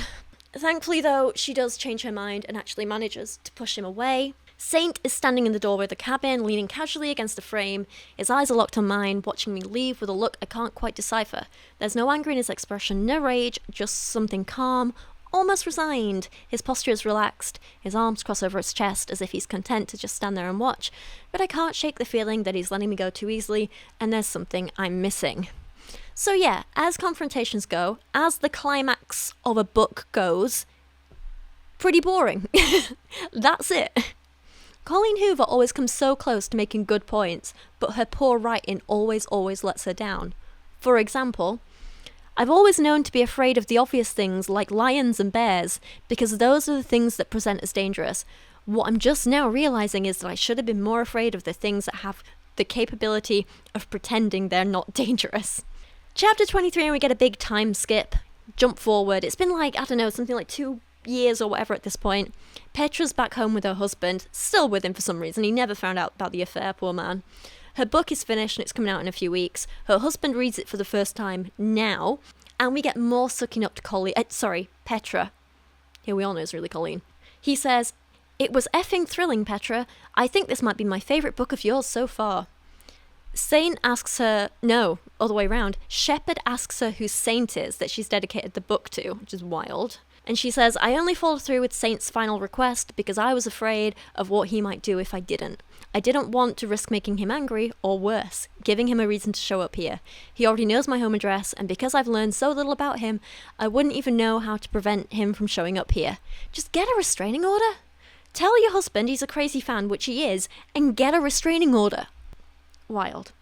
She also says about her husband, "We have more sex now than we did before Saint came into my life. I think part of it has to do with the fact I feel like I betrayed Shepard in so many ways, that making love to him is my Hail Mary. If I give Shepard his favourite thing, maybe it'll erase some of the terrible things I've done." Well, that's messed up as hell. That is not a healthy attitude towards sex or your relationship. Once again, I ask. Please go get therapy. But I also make love to Shepard more often now because when he's inside me, I close my eyes and pretend I'm being effed by Saint. And it got worse. Can we please stop romanticizing and glamorizing abusive stalker rapists, please? Is that too much to ask? I now see why this book was categorized as dark romance, and I hate it. In the very last chapter, she goes on a book tour, and it's more of her just heaping praise on herself. And then, predictably, St. Eric shows up in the crowd at the book tour at this signing thing, and he goes, "I just have one question." He says, his voice causing the familiar wave of turmoil beneath my skin. "Where'd you get your inspiration?" Of course he's there. Of course he asks this. Yeah. He comes to get the book signed, and she's grumpy about it. And then he leaves, and he goes to speak with, in the car park, Nora. Called it, mate. Kind of. Why do both of them look like they have something to hide from me? Has something already happened between them? Am I too late? I walk close to them, hesitant. What is this? I ask, my eyes trading glances with each of them, waiting for one of them to speak. She's so dumb. She is so dumb. Nora doesn't react like I expected to. Instead, she and Saint share another look, but this one is chock full of shame. She folds her arms over her chest and looks down at the pavement. I wait for one of them to elaborate, but neither of them does. Nora eventually peers up at me with eyes that hold a level of betrayal like I've never seen in another human. Eric is an old friend of mine. The words sound like echoes reverberating around my heart. He's what? Colleen Hoover is so predictable. We all saw this coming from the beginning, right? She lowers her voice to almost a whisper. You were stuck, Petra. I was trying to help. Her voice is a plea for forgiveness, but I'm still not sure what she's done that requires my forgiveness. Oh, you're dumb! You're so dumb! She's actually stupid. How is Nora, my best friend in the whole effing world, involved in what happened between me and Saint? She continues by saying, Eric and I. She waves a hand at him. After my live video with you ended that night, we were chatting online. We joked about how it would be nice if he could help you get out of your slump, and you seemed so desperate for inspiration. I said in my original notes, oh yeah, you want your friend to write a book? Just set her up to be abused and raped and stalked. That makes sense. Police now. That's not quite what happened, but still stands. Basically, we find out she didn't actually tell him to do the creepy stuff. She just asked him to go there, pretend to be the police officer at night, and just like get her inspired. She didn't know that St. Eric was going to go off script and go back the next day and then start a whole affair with her and have like a whole character and a whole thing and the affair and the torture and the abuse and the rape. She did not know that was happening. She just set up the initial incident. She didn't know the rest of it. So she didn't tell him to do the creepy stuff, but she did send a creep round to her friend who is a single woman in the middle of, or a lone woman in the middle of nowhere. And yeah, anyway. And then we backtrack a bit, and St. Eric is like, it's all my fault, I'm obsessed with you. And he says, I was the one who pushed her to think it was a good idea. I wanted to meet you, and then once I actually met you, I was intrigued, more than intrigued, so I kept it up without telling her. I never meant to scare you or betray you, I was attracted to you. Oh, well, that's alright then, isn't it? As long as you're thinking with your penis, anything can be forgiven. And I let it go too far. I'm sorry, truly. He reaches a hand up and grips my elbow gently, dipping his head so that I'm forced to look him in the eye. I'm sorry. I hate this. This isn't an excuse. He's a creepy stalker, and I hate this. She says, good for her. I want you to leave, and I never want to see you again. He nods, but then he says, for what it's worth, I would do it again in a heartbeat. He's a creep. Stop him. At the very, very end of the book, Petra looks at her Goodreads reviews of her book, because of course she does, and because it's Colleen Hoover. Of course there's so many good ones about how perfect this book is and how attractive this male love interest is that she's based on St. Eric, the creepy stalker, and how all these women are just swooning over him and and then the book ends with Petra getting an email to say someone has booked and prepaid for another cabin in the woods in her name, and she gets an email from an unknown email address saying, I think it's time we start working on your next book, Petra. And then the book ends. That's it. That's the last line of the book. It just ends there, which I guess is leaving it open-ended as to whether they carry on their affair or not, or if he continues stalking her or what. But to me, this is creepy as hell, and it undermines the seriousness of how messed up everything he did was, and shows that Colleen Hoover is not condemning that behaviour. She is romanticizing it, and I hate it. I hate it all. And that's it. That is the end. Okay, I have thoughts, many thoughts. Let me summarise. I have a bullet-pointed list. Let's start with the positives. 1, this is not the worst thing Colleen Hoover has ever written. 2, it didn't suffer from a lot of the typical Colleen Hoover problems, like forgotten characters, dropped side plots, every woman getting pregnant at every opportunity, and people having jobs they are too young and underqualified for. None of those problems, thankfully, which is refreshing. 3, I do think that the premise is one that could have been interesting if handled by a better author. I wish the focus had been more on the thriller aspect, and I would have liked to see him go on full-on crazy stalker after she found out who he was, instead of just a bunch of sex scenes. 4, the whole discussion about cancellation and feedback and the harm books cause could be so interesting if done by a better author. 5, at least the plot was coherent and made sense, and the payoff made sense, the twists made sense. And 6, she didn't use any of the typical writing gimmicks that she normally does. No diary entries to Ellen, no switching perspectives, no letter writing. This is good, I prefer this. And now the negatives. 1, I hated every single character, awful, irredeemable, not even enjoyable to hate read. 2, I hated the 2, if you hadn't guessed it, I hated the constant justifications of cheating.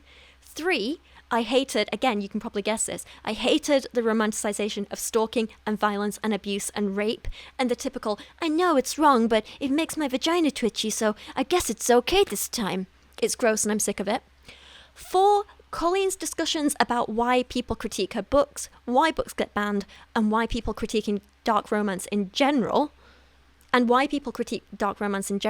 her understanding and discussions around that generally show a distinct lack of understanding and nuance, and it's frustrating as hell. 5 is that the pacing was pretty bad. I wanted less woe is me, being a writer is so hard in the first quarter of the book. You could scrap pretty much all of that and it would still be the same book. It wouldn't make a difference.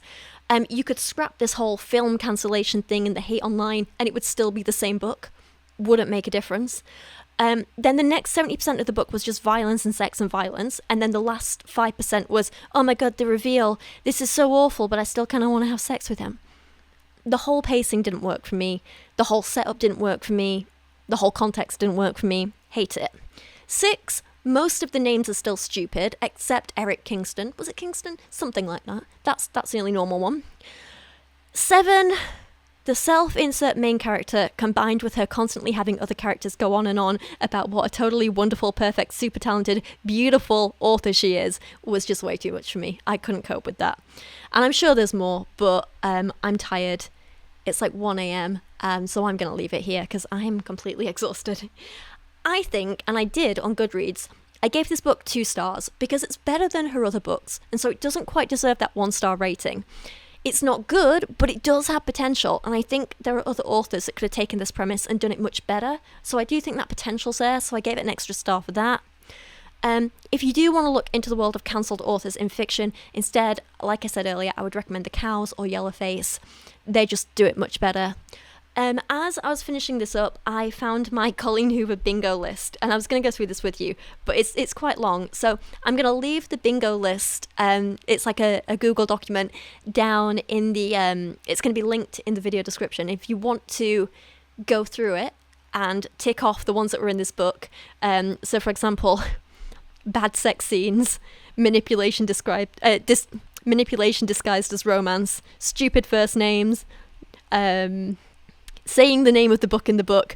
She committed many a Colleen Hoover sin in this book. Not all of them, though. Not all of them. But still quite a lot. So if you want to go through that for yourself, you absolutely can do. But for now, gosh, I'm tired. I am very, very tired. But I want to thank you all for watching today. Thank you so much to everyone who supports me over on Patreon or as a channel member. I appreciate you guys so much, and I couldn't do this without you. Thank you so much to Bellessa, who is sponsoring today's video. And remember, if you want to be part of the giveaway and get yourself a free toy or gift card, you can go check out my link down below. It's going to be a pinned comment and in the video description. And yeah, for now, thank you so much for watching. If you enjoyed this, please subscribe. I'd love it if you want to stick around. And also feel free to leave a like or share this around online because it does really, really help. For now, thank you so much. I will see you again soon, and I'm going to go snuggle my little Kubi bear because I'm exhausted. So thank you, everyone, and I hope you have a wonderful rest of your day. Bye.